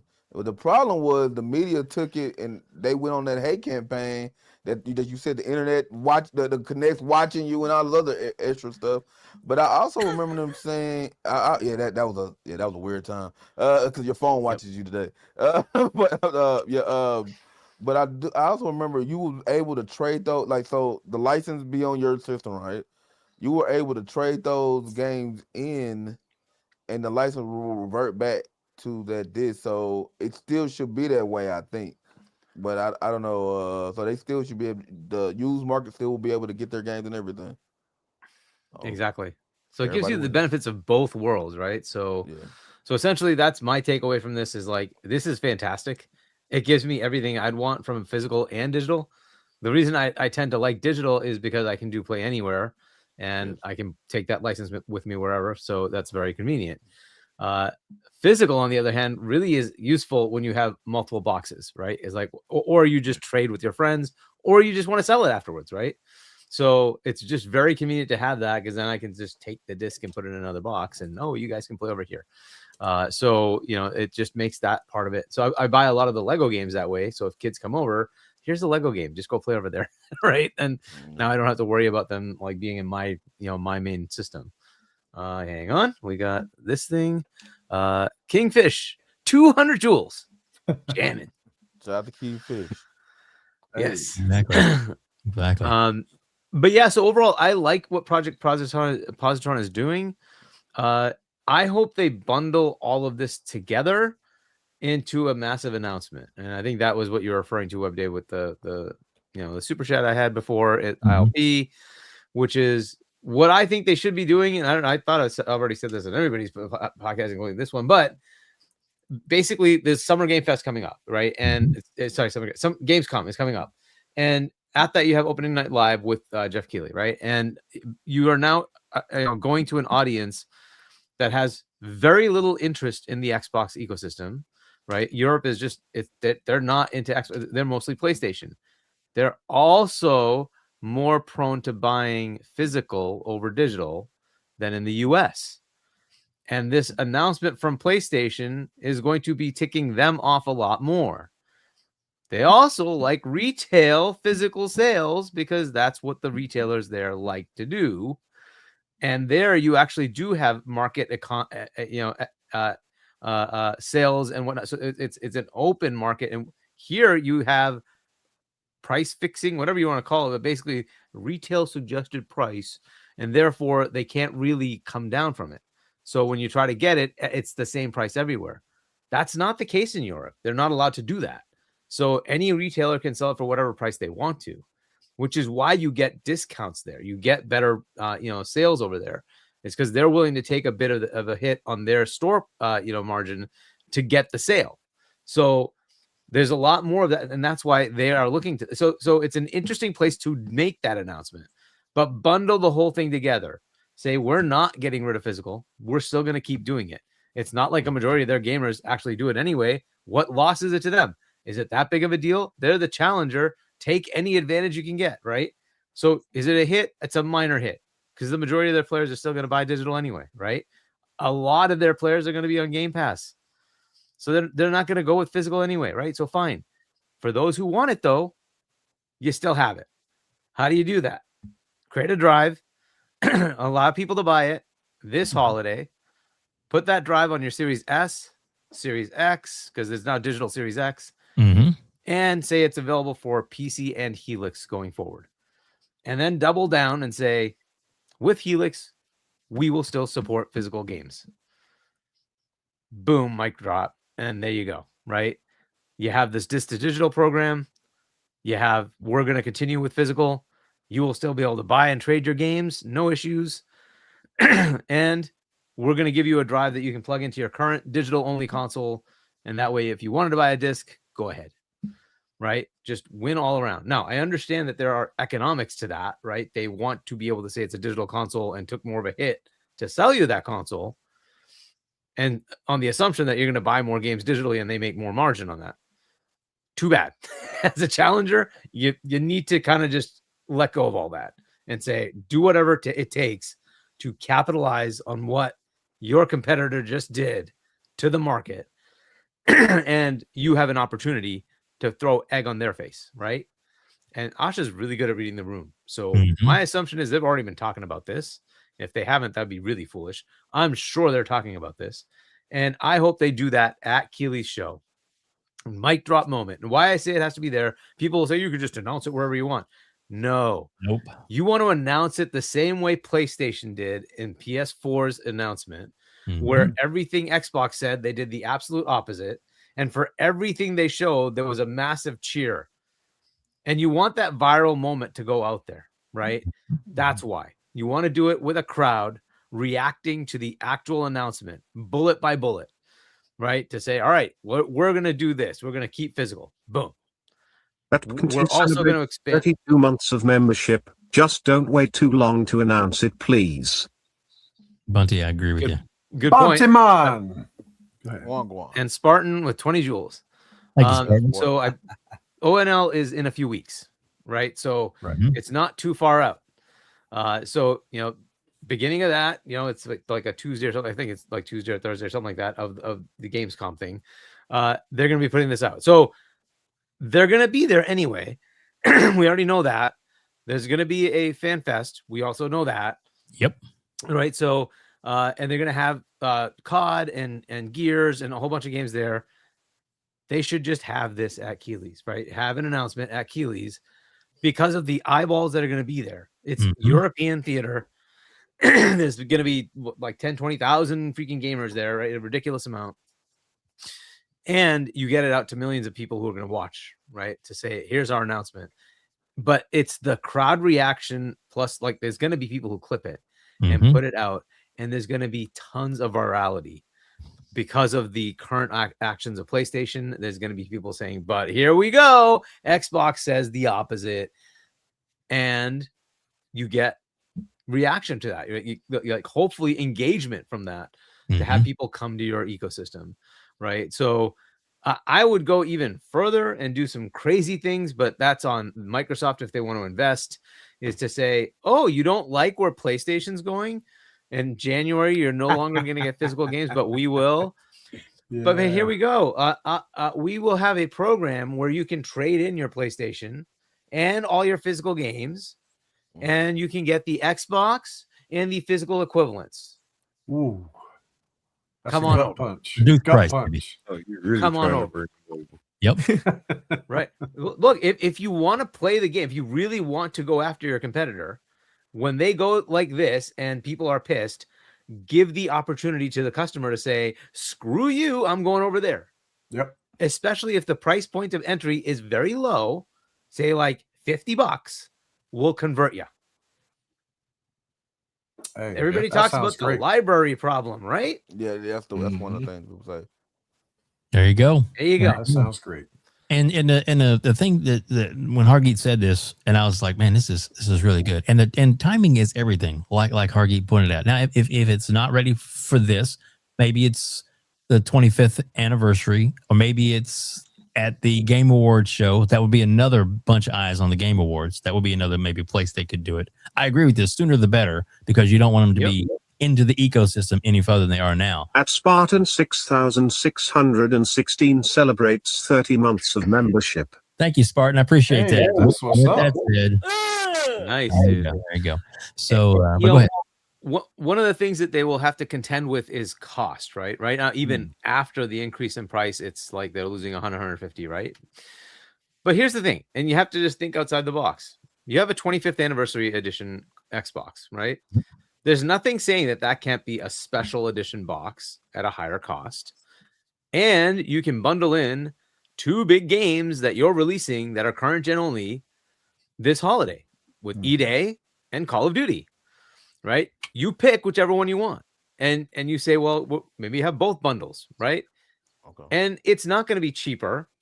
It's going to be more expensive. But you're getting a special edition Xbox and you're getting the game. So instead of, what is it, $800 I think right now for the disk drive enabled one? Yep. Yeah. It's $950. It's going to have E-Day, right? And it's a special edition. So it's a little bit less of a hit on their back end, which would allow them to actually make more, because right now the problem is they're trying to get cheaper components, and that's not easy to do in a market where AI, their own company, is pulling tons of the same things that they need. But hey, maybe this allows you to say, okay, maybe we can take a little bit more hit, get some more consoles built, because we'll say, hey, this is a special console, so it's going to cost more, and we're going to include the game, right? So maybe that gives them enough leeway to build an inventory. But you have to think outside the box and say those kind of things. They could also, like they did with Gears before on the Xbox One X, build a freaking Gears Edition Xbox. The only one that I'm aware of is the Halo Edition. I have it. I don't know why they have not built more of these.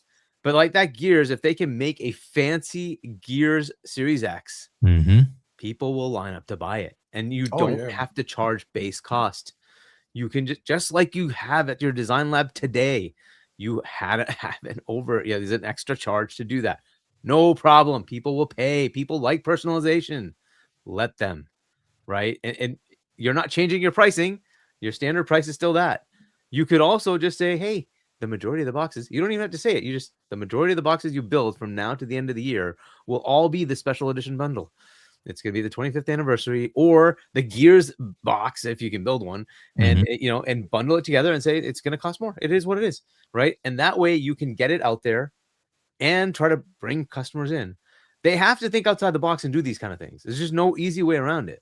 So find methods to do something, and then try to market, capitalize on what your competitor has just given you. It is a big gift. Here, take it. Yep. Why not run with it? Astra wants to be the market leader by 2030. She said so herself. She wants to be, and she wants to make up ground by the end of this year. They want to be able to be in the, I guess, in the black even more than what they are now. So with that said, the ideas that the Hargeets come out with are no brainers. And you could also do this with the Series S, right? The Series S is cheaper already. Yep. And then you can say, we're going to bundle in the disk drive. The disk drive will be retail price of $100. We'll bundle in the drive. We'll give you the, the game. It's this much more. Here you go, right? And 3 months of Game Pass too, thrown in for good measure. Yeah. Get them right. Well, and for both of those games, you'll want Game Pass anyways, right? Because you need it to play online, right? So for now, but yeah. So, but yeah, it makes perfect sense. sense. Perfect sense. Just push it out there. Yeah, perfect sense. Well, Hargeet, because I before we get to like some of the deeper topics, but the Series S and the Series X, I always thought they could do some type of update for it to be like Helix equivalent, whatever you want to call it. So as far as the capability, yes. Yes, as far as the capability, yes. So it's not going to be on the same level of specs and all that other stuff. But I know some of the homies, they be like the Series X is going to be the new Series S for the Helix or whatever. I'm on the train of if you can do it, because those systems are going to still have life even after the Helix come out. Cause we're past the time of when the system come out, you killing that system day one. That used to be why everything used to drive a lot of stuff, but that's not where we're at right now, especially with the chip shortages and everything like that.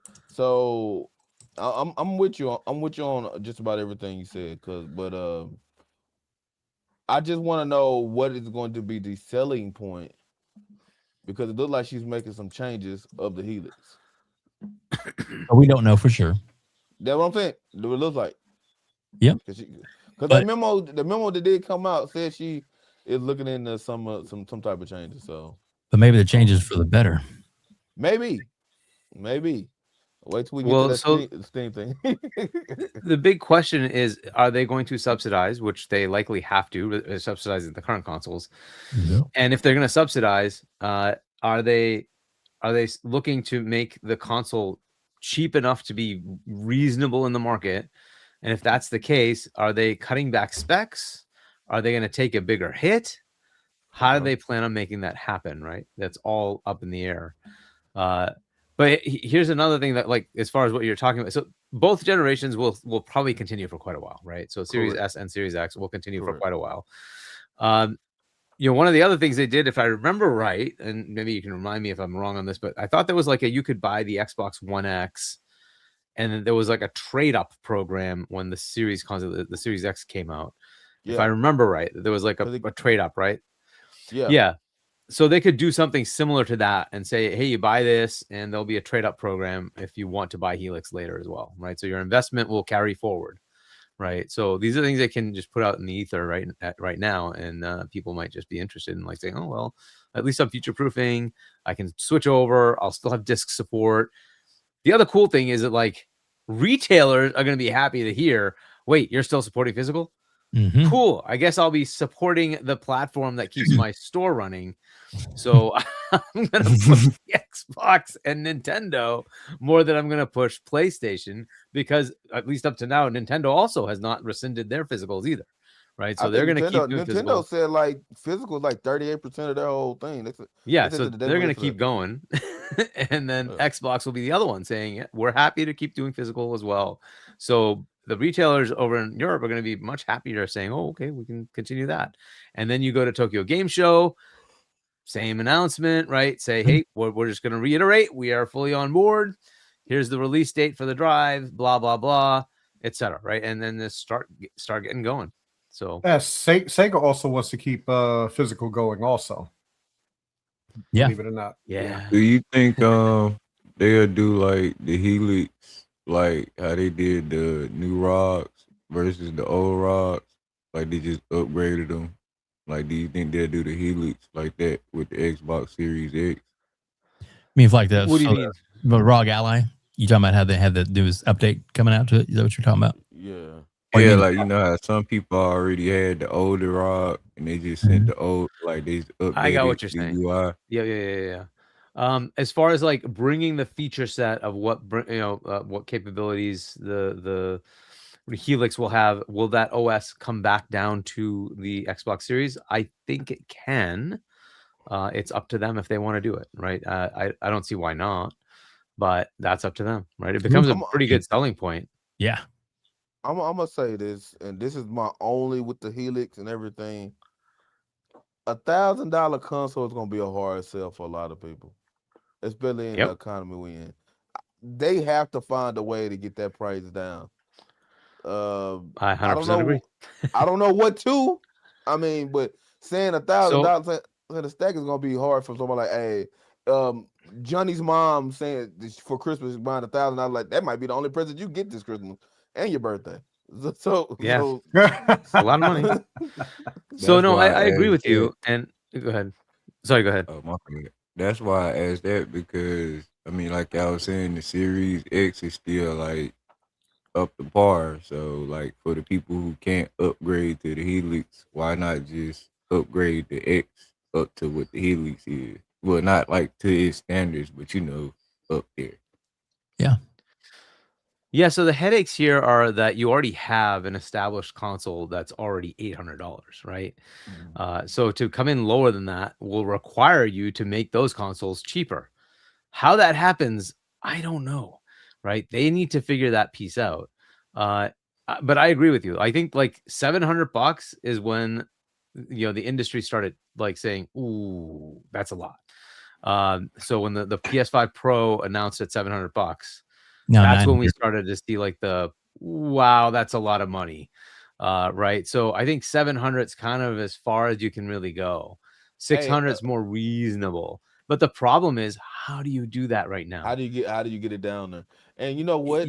It actually started at the Xbox One. Remember, we were 300. 300 was that price point that everybody was like, "You're gonna go above? You're gonna be 500 for these?" And take the Connect out of the box to make it cheaper type deal. Like it has continued to go up. So what I would hope they do is basically 2 SKUs again, right? Because you can have your high end and make it $1,200, fine, whatever. But you have to have something that's reasonable. And I think that reasonable needs to be something that's around that $600-700 mark. You're going to have to skimp. You're going to have to cut memory. You're going to have to cut storage and come up with something that's cheaper in the market that people can afford, right? And upgrade later. If they need to upgrade the storage, they can upgrade later, right? The memory has to be enough to be useful for next gen, but it can't be ridiculous. Like some of the specs we were hearing, I think were wrong, but they were saying 48 gigs of memory. That's a lot for a freaking console. So if you're going to have 48 gigs in Helix, then reserve that for the higher tier. Hey, this is the mid-gen refresh. We're giving it to you now. You can spend the money if you want that, but we don't recommend it. It's just for hardcore, right? And then cut it back and try to get it down to that like sub 700 range with enough, oomph to make it useful to go higher. So this would basically be a Series S upgrade to the next Series S equivalent. But it would be substantially more powerful, right? So I think that's really the way to make it affordable. I don't know what else they can realistically do except take a bath, which I don't know how much more they can take a bath on it, right? So Shout out to the over 200 people here watching us live. Thank you all so much for joining us. We greatly appreciate each and every one of you for watching us. I'll let you read that comment and then I will. Yeah, so Joey points out, I quit the idea of these consoles being cheap or low in price. I'm fully expecting a $1,200 box and tie. I'll be pushed to cloud streaming, and I will retire. Exactly. But another thing that they can do, which they did for me, I was a big proponent to it, was the all access. Obviously, they'll rethink it, redo it, maybe something else. I don't necessarily know to be a lease program. I think a payment plan to get into the ecosystem that includes Game Pass of some level with it, which is what I got when I did mine. Made it I think they have one without it now. You can just buy the console without it now if you want to. But it's very affordable when you look at it, and it helps. And the way the system's set up is there is no interest on it if you pay it off in full within the 2 years. Go ahead, Hargeet. Yeah, and to just point out, like 32 gigs of DDR is it's $400. That's retail, right? That's what you get now outside. Yeah, that's not what they would pay, but still, that gives you an idea of how much they're looking at. It's a lot. Yep. That is. So they need to cut back. I think 16 gigs, maybe 20 at something like that, and then put it out there. So I think cut it back. That they did that. I think they should. I think they should all out $1,500 system, load it to the gills with all the technology. Which you can have. And then you can have a top end and you can have a normal one. And then the normal one will be the one people will buy. Because remember, the point of console was to not be a ridiculously expensive way to get into gaming. Yeah. And unfortunately, it's starting to become on par with PCs. The ROG Ally Xbox was it like $600 and $1,000? Mm-hmm. And the $1,000 model did sell pretty well for a ROG Xbox Ally X, not for a normal console. The Steam Deck has also like just plummeted since it went up in price in sales, right? This is just the way it is. It's not an easy thing to do to ask people for that much money. Steam Machine was quite the sticker shock for people. But that's where we are, right? So I don't think that's gonna work though. If you want to have people buy it, Steam machine, I don't think it's sold well. I'm glad. Oh, it's done really well. You can't keep it in stock. It's still. That don't mean they made a lot of them though. But yeah, I know correct. They didn't make a lot, but they're still selling. So until we get to that tipping point where it's like they have merchandise and then they're no longer selling them because it's too high, then that's when you're going to know what the effect is. Until they reach that point of their people that demand outreaches the people that want it. I still haven't got mine yet, and I'm on a list. And as soon as it comes in, I'm buying that motherfucker. No,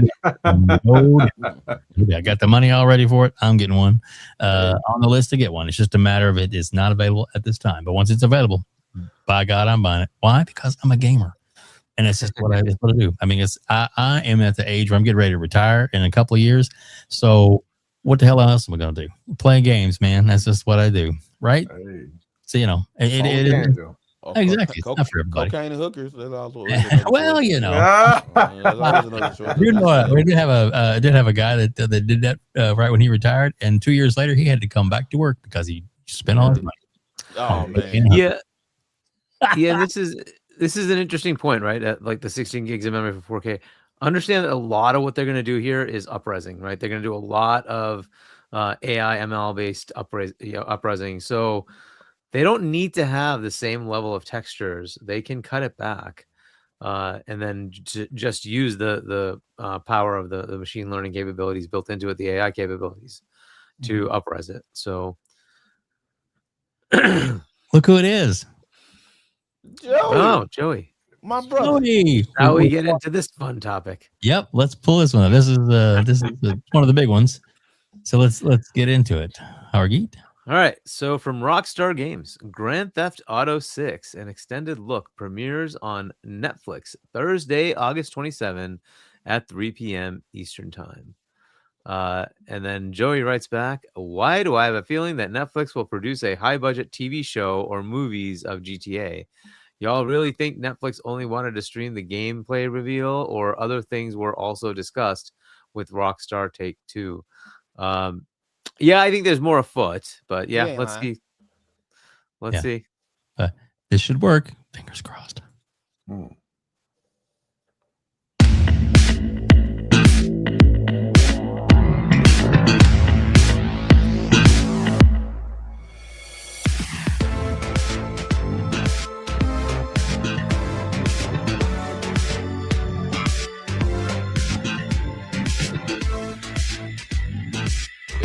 The day before games come too?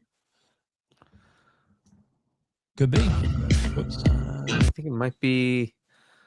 Let me just check when opening night live is. I think it's a later day, but anyway, opening night live I think is earlier. Night.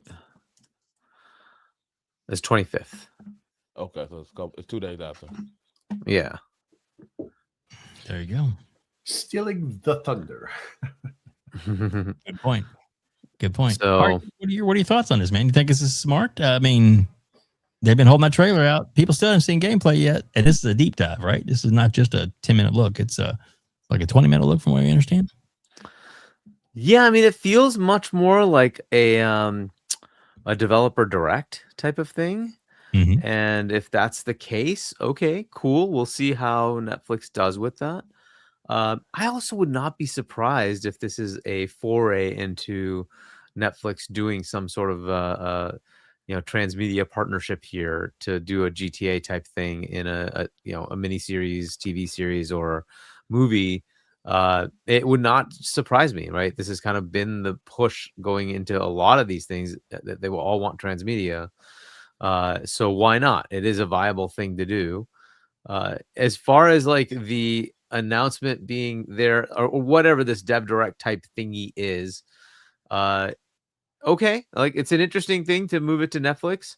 If Netflix is doing the work, right, making the dev direct thing happen, then fair enough, right? Then it's on their platform for like 6 hours or something like that, and then it goes to everywhere else. It is an interesting precedent to set. I don't know what happens afterwards, so we will see how this works out. I think there's some issues with being able to broadcast, correct? I don't know if they've opened it up or not, but Are you allowed to retransmit this while, like if you're reacting live, are you allowed to rebroadcast it? I don't know if they've opened that up or not. They were talking about it on the Iron Lords earlier, and Addict to try to get some clarification. And I believe that they were going to let some influencers do a reaction to it, but I don't think that they could actually show the clip that they're reacting to, if that makes sense. In other words, they could be So they seen can just show themselves, talk about it, but I don't think that they can not actually show show the it, clip. or at least until it's until it goes to YouTube after the quote unquote 6 hours. Yeah, I think that's the part that's a little interesting, right? So how is this going to get played out? As far as a lot of the stuff you hear in the world is from influencers, right? And so if they're not happy with this, because, well, it's GTA and it's this big property that everybody's going to want to engage with, as far as reactions, as far as the actual trailer, or whatever this is, let's assume it's a dev direct. If that's the case, a lot of content creators are going to be rather unhappy with the fact that they could not do a live reaction because of what's happening. So now you can do a live reaction without the actual content. So how is that realistically going to work when the reaction from the people watching it is to what they see as far as the actual clip, right? So they want to see what the influencers seeing, what they're reacting to, and then take the reaction on top of that, right? So I don't see how that works. I think this is going to cause a little bit of a problem for them in that part of it. So maybe they're just not ready for that kind of thing, right? If this was a different platform that's already got this kind of capability ready to roll, I don't know if it would actually be as big of an issue. But at some point, maybe Netflix says, okay, we try this. We'll take the feedback and try to fix it. The only problem is, though, once you've created this negative thing with the biggest game, what happens after that? So they kind of really should have all that nailed. And I don't think they will. So this is not a simple, hey, we have an exclusive boxing fight. We have an exclusive whatever it is, right? This is GTA. It is something that a lot of content creators are going to want to do a live react to. It's a pretty big engagement bump for something like this. I just don't see how that's not going to cause a problem. But we'll see how it goes. All the luck to them. Cool. It's at least something different. We'll see how that works out. If it's a real disaster, which it very well could be, maybe this is the end of it, right? And maybe you always like co-stream it with YouTube or Twitch or something like that, where that's no longer an issue, where live reacts are capable, right? So are available. So I don't know that this is going to be a problem or not, but my guess is there's going to be a lot of negative noise about this from people who would want to have this live reaction. Again, it'd be one thing if it's a very specific like genre or a small game or something like that, fine.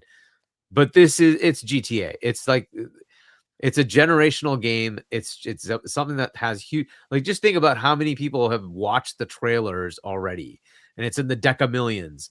And then you have like how many people have already ordered this game, right? They haven't even seen gameplay and they've already ordered the game. It's such a high demand thing. The engagement's going to be there, and there's going to be a lot of content creators, influencers who just won't be able to engage. I think that's just a big miss on their part. But either way, I don't know how that's going to work out. I'm not the FOMO person, so I don't care. I will watch this when I can. It's during the middle of work hours, so I'm not sure that I'll even be able to watch it live. I'll probably likely be watching this after hours, right before it's on Tuesday, so I should be on with Fonz, right? So right before the actual podcast, I'll probably end up watching this. I bet you guys cover it. We will see. Well, should be able to talk about it. I don't think Fonz has Netflix, and well, by that time it should be on YouTube 3 about p.m. 6 to hours? 7. I don't. It's only 4 hours. I think it's a Oh, maybe 6-hour block. not. So I don't think he'd have watched it yet. And he doesn't. I don't know if he wants to get Netflix or not. But either way, I will. I have Netflix. I can watch it. Not an issue. Yep. But I will watch it before the thing, the podcast. But that's the thing. I don't have FOMO for this. Now, the flip side of this. Are there benefits for doing something with Netflix? Yeah. You're now going into territory that's got a lot, hundreds of millions of customers, and potentially get more eyeballs on what is going on here, right? Somebody might just interestedly click on it and say, what the heck is this GTA thing? And this is their chance to gain even more customers that would never have normally come to your platform, right? To your game. So I think this is an interesting thought, right? To like put it out there. The negative to me is this game is coming out on a very restricted 2 consoles instead of just being a broad-based release that you can play anywhere. So you're going to attract a whole bunch of people and then tell them, suckers, you have to go buy $1,000 machine to play this. Okay.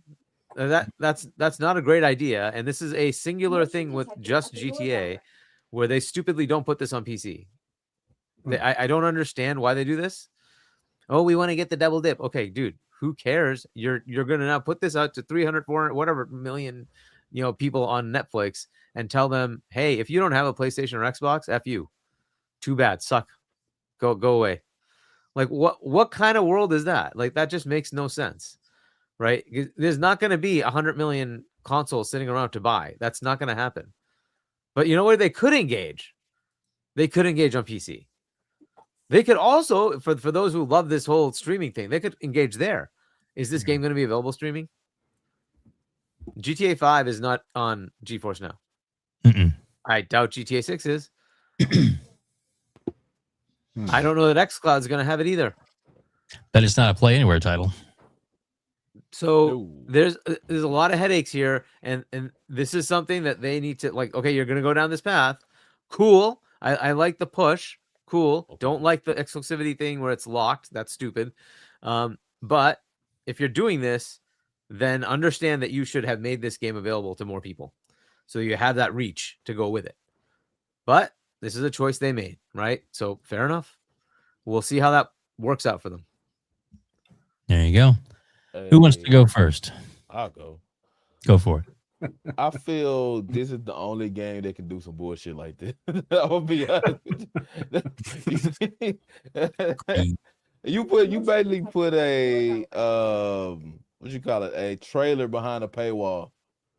It's at the end of the day what it is. Like most of us have Netflix, but a lot of people don't. Like he just said, one of them other dudes don't have it, right? So since it's GTA, and I know people in the chat saying, well, I don't buy GTA, blah, blah, blah. Every trailer they put out, it always the highest highest watched trailer in history or whatever it is, every single time they do it. This game already has made its money back, I think, for just from the pre-orders and stuff they put out already. Yep.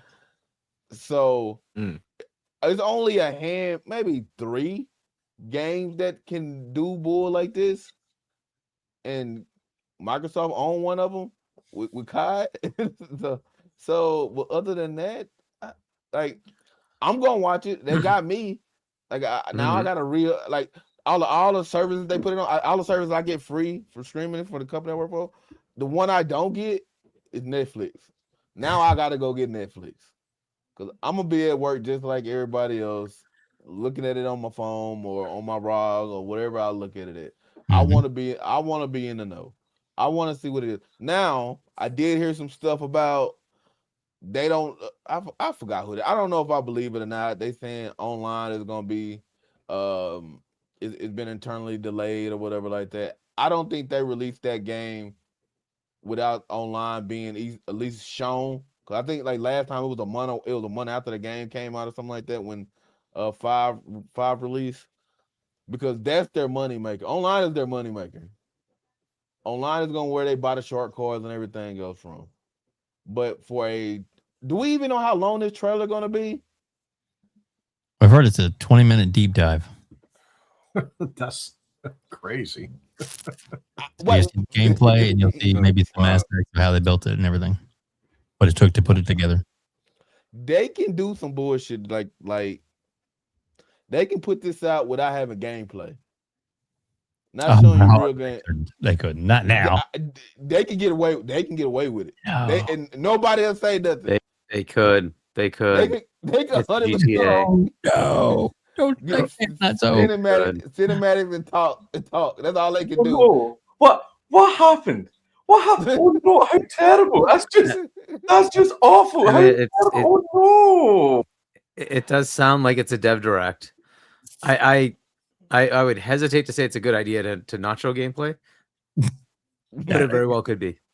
It very well could be. It's all about how this game was made. What were the inspirations? Why was the story like this?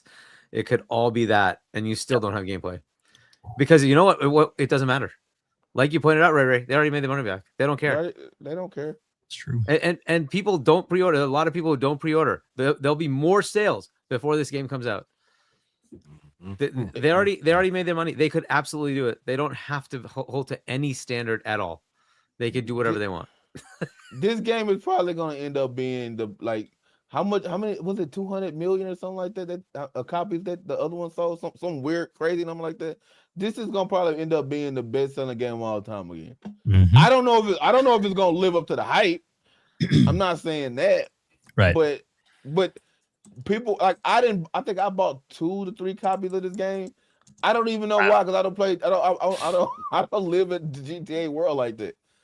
But it is what it is on some of this, because this game, they don't care. They Take-Two, Rockstar, I think Joey said they do not care, because y'all gonna still bend the knee and buy the game. You know, like King David said, I'm using my reward points. I got like $80-something worth saved up right now. By the time this game comes out, I'll have over 100. And that is exactly what I'm going to do. Is just going to use my reward points to get the game. That way, it's not going to cost me anything out of pocket. Are they going to have DLC? I mean, single player. I got to say it. Single player DLC. Because they were supposed to have it on 5 and they never had it. Well, you can always get the upgrade is like $20, which is like if you bought the base game and then you bought everything included, it's an extra $20. So at least you can buy that part, which is access to the other stores. Hargeet, you want to read that one comment? Sure. X-Lands Gaming. If they don't show gameplay, it'll hurt Netflix more than Rockstar. I don't know that it'll matter. I'm sorry, but I don't think it matters one way or the other. I think the thing that hurts them more is the not being able to do live reacts. I think that's the bigger one. Yeah. It just, people will gobble it up. It is what it is. We know people just will keep, look at the engagement with this thing. How much is that? 5.9 million for just this? Crazy. Just look at that. It will be 10 million people watching this thing. Yeah, it'll be ridiculous. And as far as like sales, by the way, GTA 5 is at 230. Which is behind 2 other games, Tetris, which is at 520, and then Minecraft, which is 350.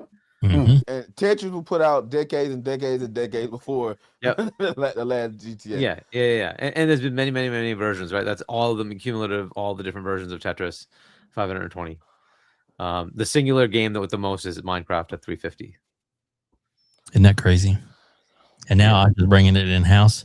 They're going directly to her because she wants to make it the next, or I shouldn't say the next, but she wants to turn it into a Fortnite gauntlet. No, Roblox, right? Roblox gauntlet. Yeah. But yeah, and so but to your point, it's gonna sell. It's gonna sell. It doesn't matter. 10, 20, 30, 100 million. I would not be surprised. RDR2, by the way, is at 85. Wow. And people, would I be surprised at 100? No. Some people say that that failure, that game was failure. I don't know why. It was not. I would love to have that kind of failure. Yeah, I think most people would. Most companies would love to have. You know what I'm saying? Yeah. Hey, you know what though? First of all, I'm not gonna risk my channel on playing with Netflix and streaming this thing. That's not happening. I look at it. They don't want to let you stream movies. They're not gonna let me stream this. I'll wait my 6 hours. I wouldn't. Yeah, you would definitely get double striked immediately. Yeah. I'm not gonna. I get hit enough on a regular basis on stuff. I'm not gonna get hit on Netflix. But hey, you just brought them. Could Minecraft actually pull that off with Netflix? Minecraft too? Yeah, they could. And remember, Minecraft already has movies. Like it has a movie at least, and it did pretty well. So could they do that? Absolutely. Crazy. Wow, Crazy. that is crazy. So let's get the opinions and thoughts of DREADZ. What you thinking, my friend? Are you excited for this? Are you gonna watch it? Do you have Netflix? Yeah, I got Netflix. I kind of just think one, it's a paywall, and like two, I think they kind of just did it because they trying to get in the gaming too. So this might just kind of boost them in their little gaming thing to make people take them serious, I guess, in the gaming world. Instead of just looking at them as far as movies. I know they might try to get a movie deal or like a show deal too, but they got little games on their app too that they be trying to promote as well. Scarcely Relevant celebrates 8 months of membership. Thank you, sir. Appreciate that. Go ahead, DREADZ. That's what's up. No, so that's what I was saying. So maybe this is something to be like, hey, yo, look, we doing, the biggest game on our platform for like a 6-hour trailer. So we taking gaming seriously. So, maybe y'all look at us for other stuff too. Maybe it'd be a good chance for them to promote the gaming strip, because it's almost like every time you load it up, it's like one of the first or second strips you see is all the games and stuff they have available that you can download and play on your app. So maybe they do. Yep. I mean, be smart to help push it. Yeah, for sure. D.ONE, your thoughts? I mean, I'll have my popcorn. The game doesn't interest me per se. I grew up in Newark. I was surrounded by this. So too much real life. Too much real life for me personally. I don't. There was a lot of bullshit that went on in my life, respectfully. But I think it's going to be funny to watch how people are going to get how you say, hoodwinked, if you will. I'm really just sitting there watching with popcorn. Really. I don't know how it's going to turn out. I think a lot of people will just fall for the okie doke and get it. Even if it's subpar, it'll be another, say, lackluster game. Let's just say, hypothetically speaking, if it's lackluster, it'll still get praises, like as if it was a PlayStation game. Mm-hmm. I really, this game, I have no interest in it. It's just not me. Too many memories for me in real life. So I like doing other things. I got you. I'm not trying to sound like a Debbie Downer, so to speak. No, it's just not me. It's not my bag. D.ONE was a hit man in real life. Rolling with my homies. Shoot. See, there we go. There we go. All right. Well, so this was a thumbnail we made a couple of weeks ago. I got to show you, Hargeet. I do still love this one. When we, I don't know if you saw this or not, but. Hey, hey. It's that blue number, Holly and Hargeet Johnny. Yeah. Wicked work, isn't it? That's wicked. That's hey. Shout out to FARK QUE for that. I thought Hargeet was a man of peace. He is. But the images become pieces. There I was a man holding a piece. But anyway. Yeah, there you go. There you go. How about that one? Yeah, there we go. Yeah, look at him. Yeah. There you go. Man. There you go. We don't mess around when it comes to thumbnails, right? Yeah. So anyway, because this is illusion. That's it. Illusion. That's it. There you go. Shout out to those 200 people still hanging out with us. We've actually been live for over 2 hours now. Hargeet, is there anything else you want to talk about as we're going on at the door here, or are we ready to wrap things I don't know up? if were there any other topics that really we missed? Let's see. I mean, there was the only thing. This theme thing. The Steam. Oh yeah, 25th anniversary. We can talk about that. Yeah, let's see. Steam though. That is the good one. Let's see. I know it has a bunch of shit in here. And I don't think we talked about the achievements thing, right? Nope, we have not, which is another good one. That's actually on the thumbnail. I probably should talk about that. That's why I want to touch base with you. Let me bring it up here. I'm scrolling. We got nothing but time. At least I do. You know. There we go. Let's see if I can. You know what? Let me switch something out real quick. While I'm doing that, let me remove that for just a second. And we're not wrapping up by any means. I'm going to pull this other article up. But if you don't mind, Ray, tell everybody about the show that you all three do together, and then I will cue up this other image over here so we can get this a little more professional looking. But tell everybody about the show when your show is up, when it's on, so people know about it. I got you. Us three, and we have one more of the co-host. We do a show on Wednesdays, XTC, the Xbox Echo Chamber, every Wednesday at 7:30-ish because I'm always late. Then we have another show on Saturday, which is Ray Right Show. All three of us on. We're a little bit light over there. Like especially we have topics. We don't get to all of them ever. And but if you were looking for a good time, you're looking to laugh, and because some podcasts can be all doom and gloom and just want to make you sad. We not them. We're not them guys. We're 100% not them guys. And we do fight our chat, but they started. So, but shout out, me, DREADZ, D.ONE, and KT. We have a lot of fun over there. Y'all come see if y'all want to laugh and everything. We are them guys to come to. Shout out. All right, and thank you for that. You bought me a little time. So you don't have any topics, Ray. We have. I swear to God, on my mama, I had 20 topics Saturday. We got the one whole topic, and everything went haywire.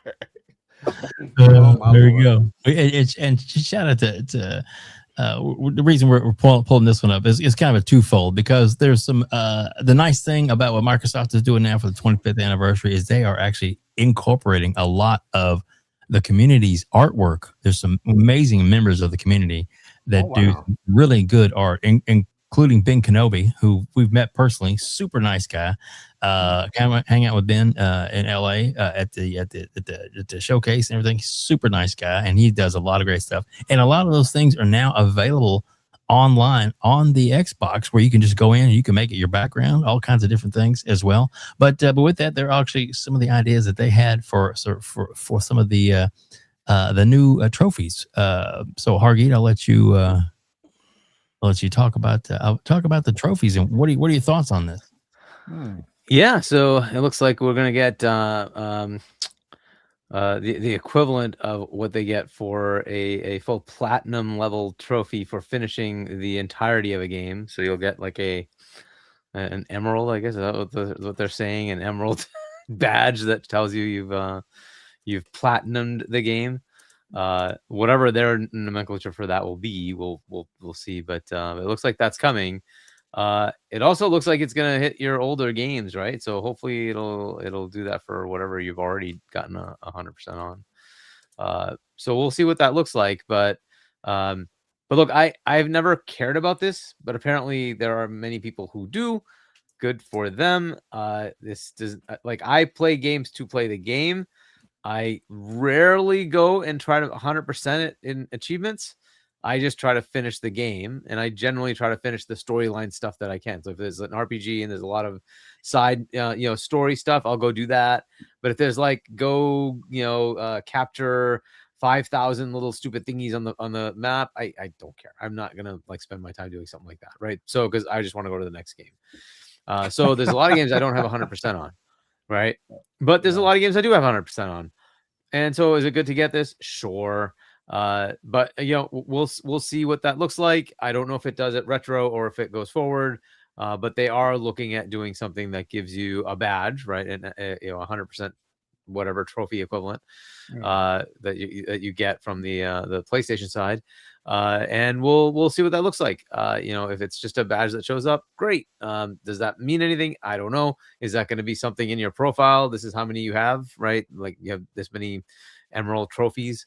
Fair enough. And emerald's kind of interesting, right? Green, right? Kind of interesting that they're going to go with that. But yeah, it's an interesting equivalent to the platinum that they have on the other side. So we'll see how that goes. I don't know if it comes out it'd be interesting if it comes out at the anniversary, right? On the 25th anniversary, you throw this out there. It'd be a nice little added benefit, right, for that fan fest or something like that. Here you go, new feature dropping today. Have fun with your emerald trophies or whatever you want to call these. From Asha's the one who made the comment. Yeah. Later this year, right? So I mean, it could be any time later this year, but it would just be kind of cool to have it come out. 25th anniversary. Let's just do it, right? So it would be amazing for sure. For sure, guys. What do you think about that? Are you excited for this, Ray? You good? You good with this? I don't care. You don't care? Yeah. Fair enough. I mean, I'm the type of person. Yeah, I try to complete a game or whatever, but like I just completed Halo, right? I played that game maybe 4 or 5 times in my entire life, right? Why do I only have 170 gamer score off of that game? Come on, we gotta do legendary. I'm not doing legendary. I beat the game.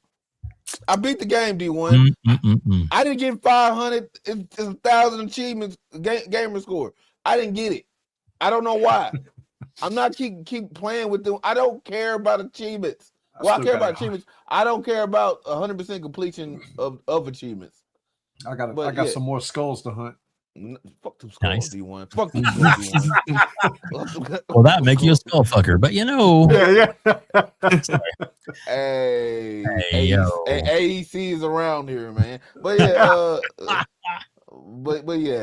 nah, I don't care, man. I mean, it's good for the people who liked it. It's just not for me. Yeah. So DREADZ, what are you? Do you have the same mindset? Do you like getting achievements, or does it matter to you at all? Yeah, I mean, I'm not an achievement chaser, but I mean, they could have just kind of changed the logo of it. I mean, if it's this is just a concept here. That's not definitely what it's going to look like. So I would say maybe they could do like an emerald or something. But yeah, I mean, as far as like the achievements, I don't really care for them. I'll finish the game 100%, but I'm not an achievement chaser. I got you.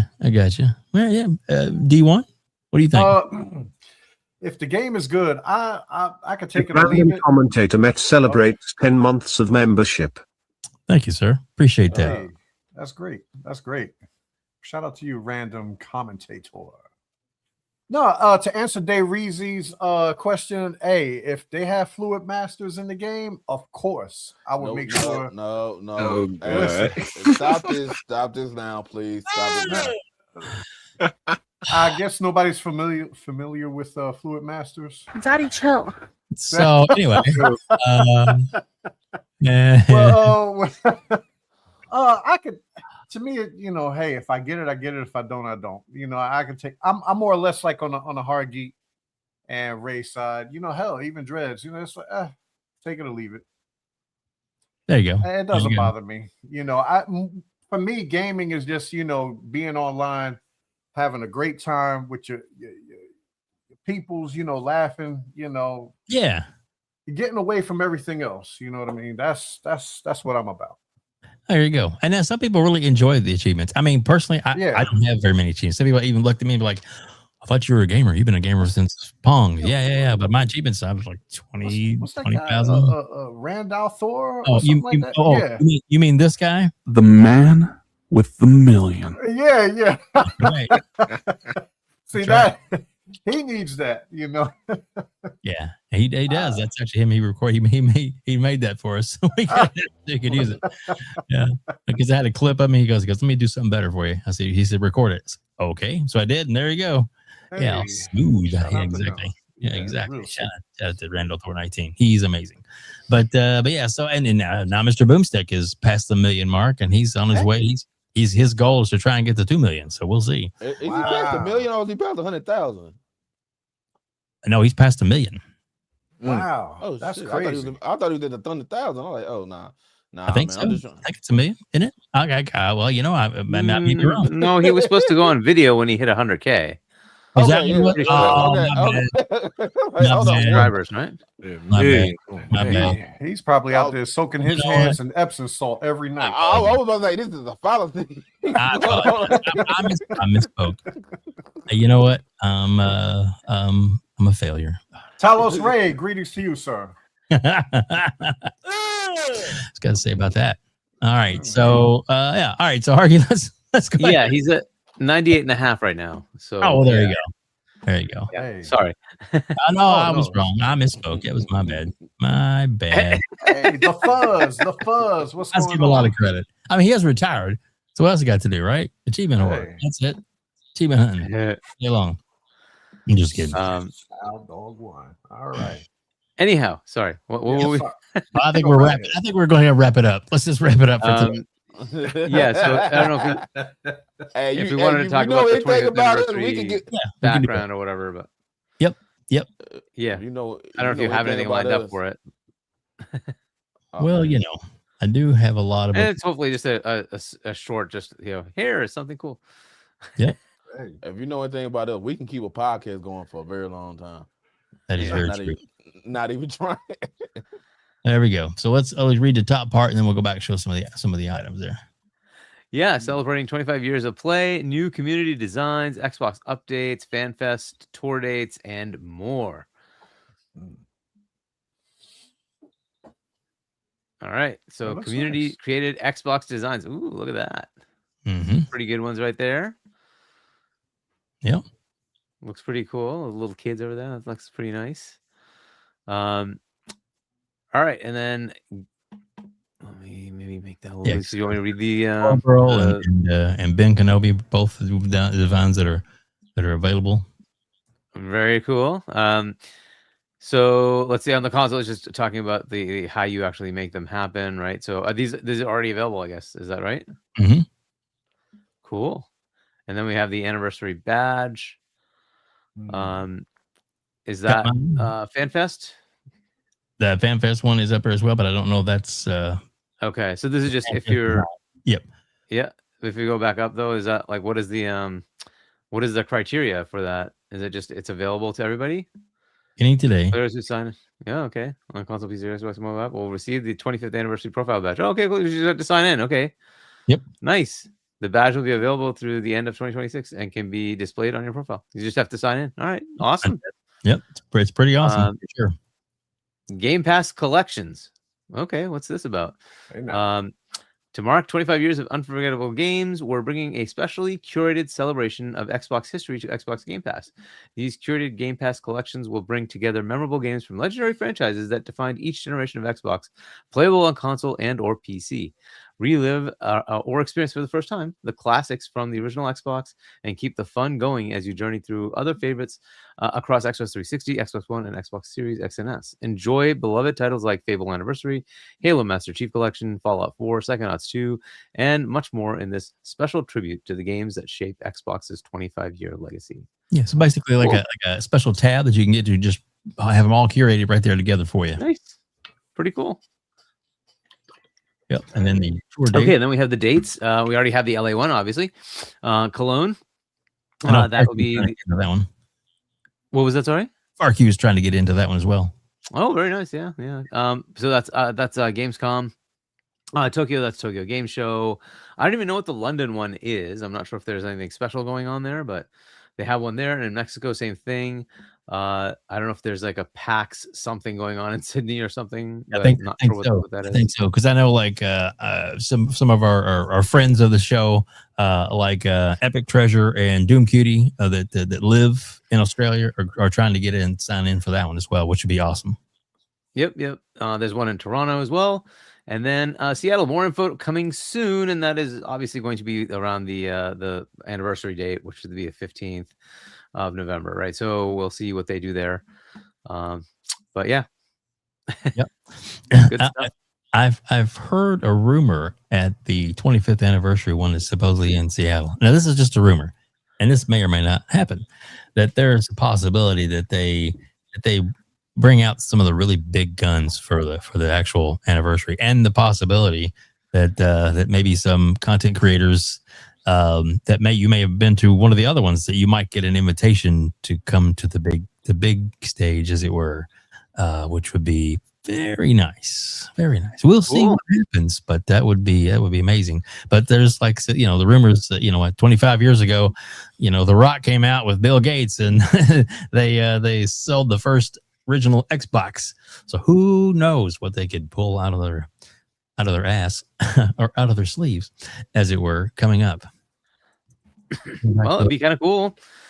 We'll see. Like, I don't know if they're gonna remember peons like me, but whatever. We'll see. Whatever. Hopefully they you know, they at least bring in some of the bigger Xbox channels, right? So that'll be good.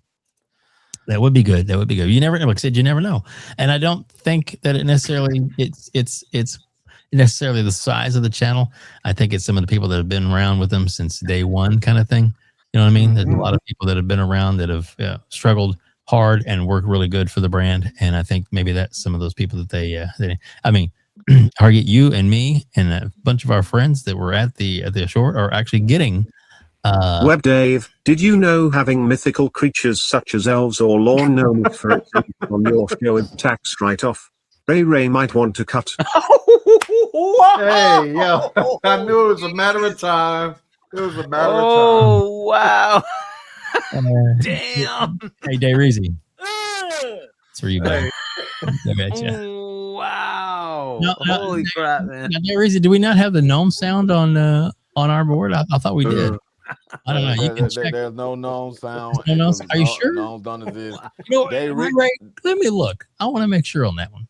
Hey, DREADZ is homeless. I don't know why we entertaining him right now. Homeless? How do you say he's a bum. He's a couch surfer. That's what he does. A nice guy. He is a homeless bum that's a couch surfer. On my mama, that's what he is.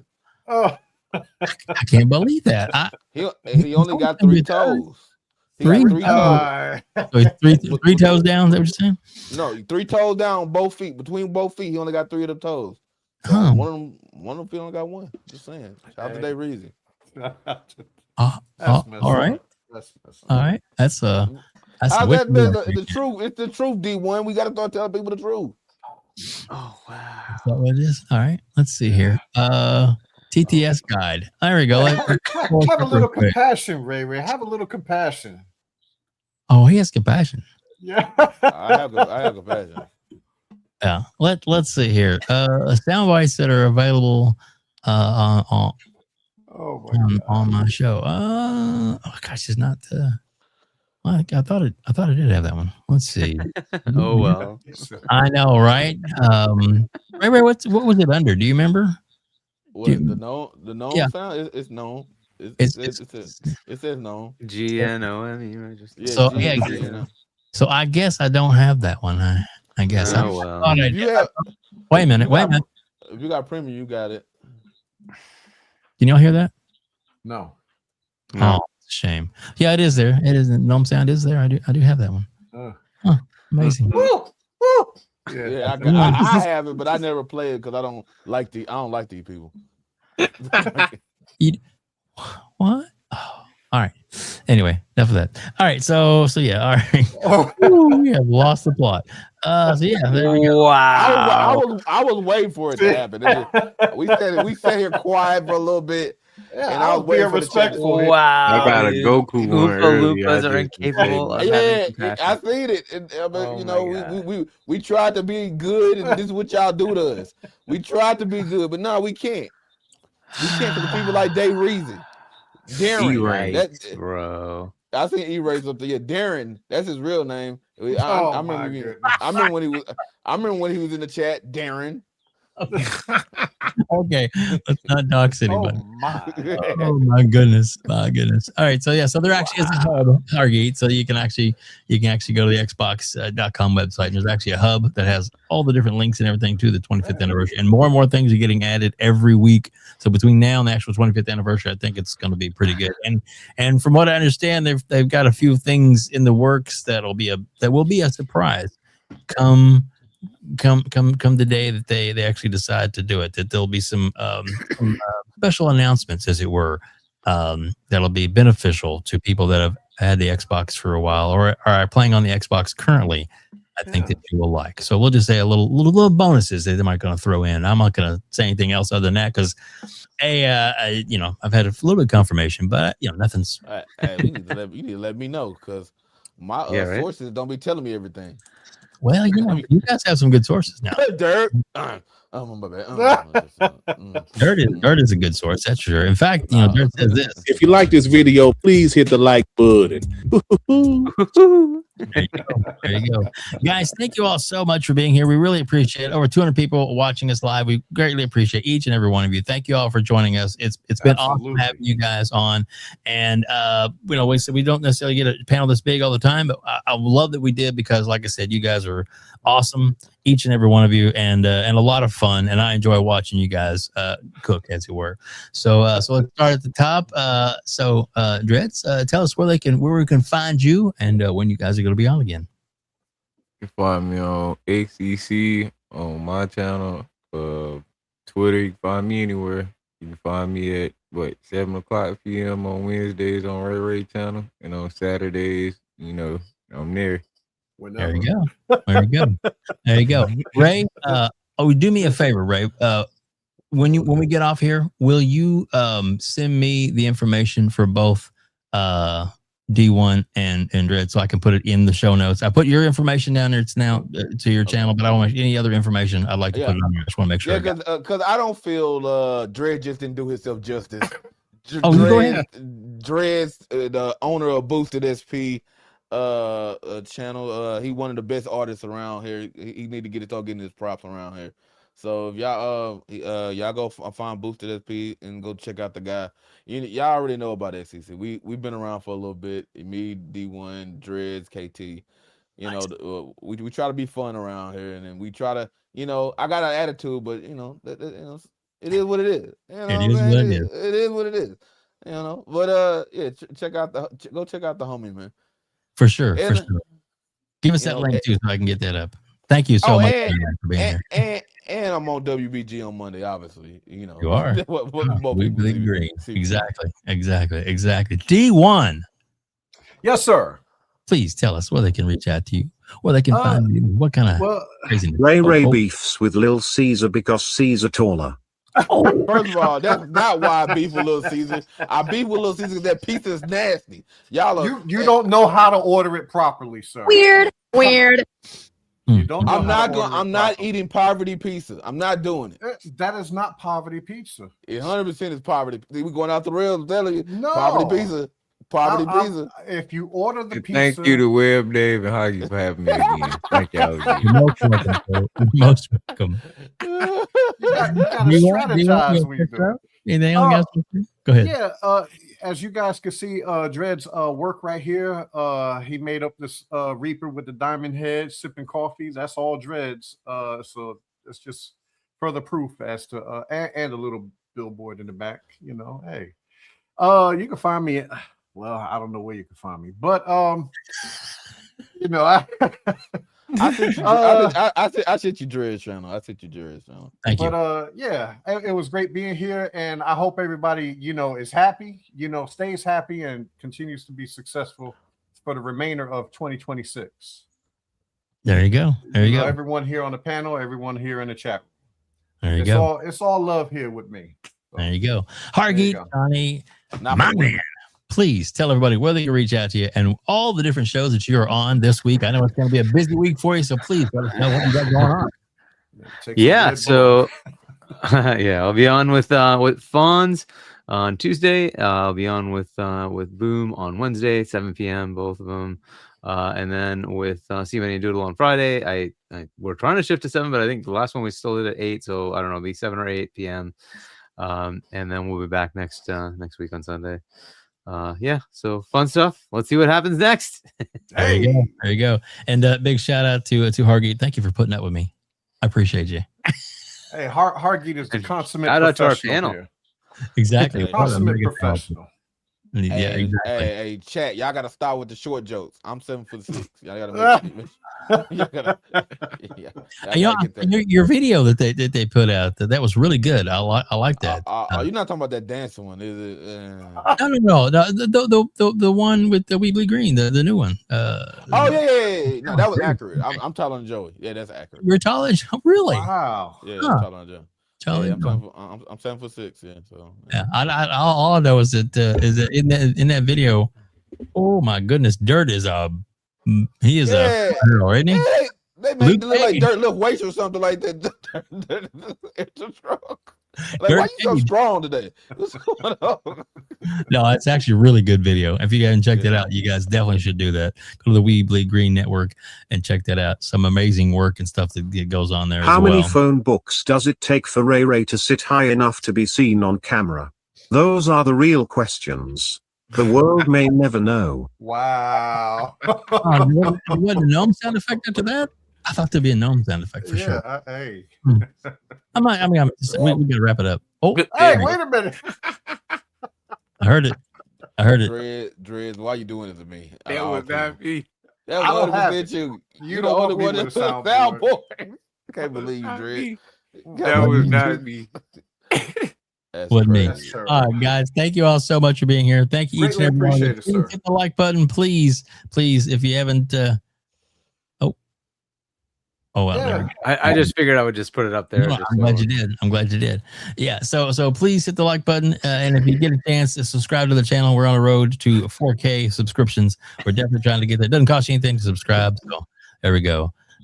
It's true. Hargeet is the consummate professional. He is. No, it says constipated professional. Yeah, I was like, that's not how to spell it, but I was gonna let it. I was gonna let it go. Like that's not. Well, I wasn't trying to be rude. I mean, that'd be a shitty thing to say, wouldn't it? Yeah. Oh. Alrighty then. I see what you did there. Did you? Hey. Here we go. And on that note, we'll go with this. Oh yeah? Well, screw you guys. I'm going home.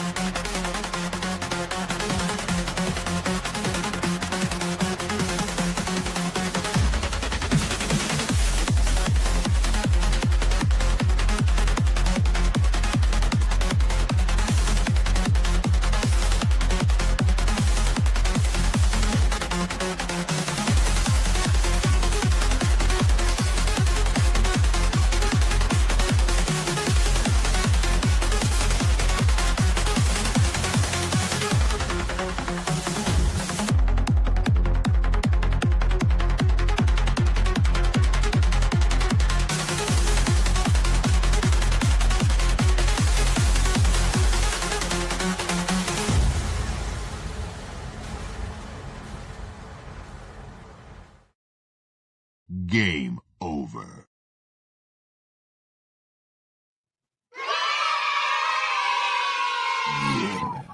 Shut up and take my money.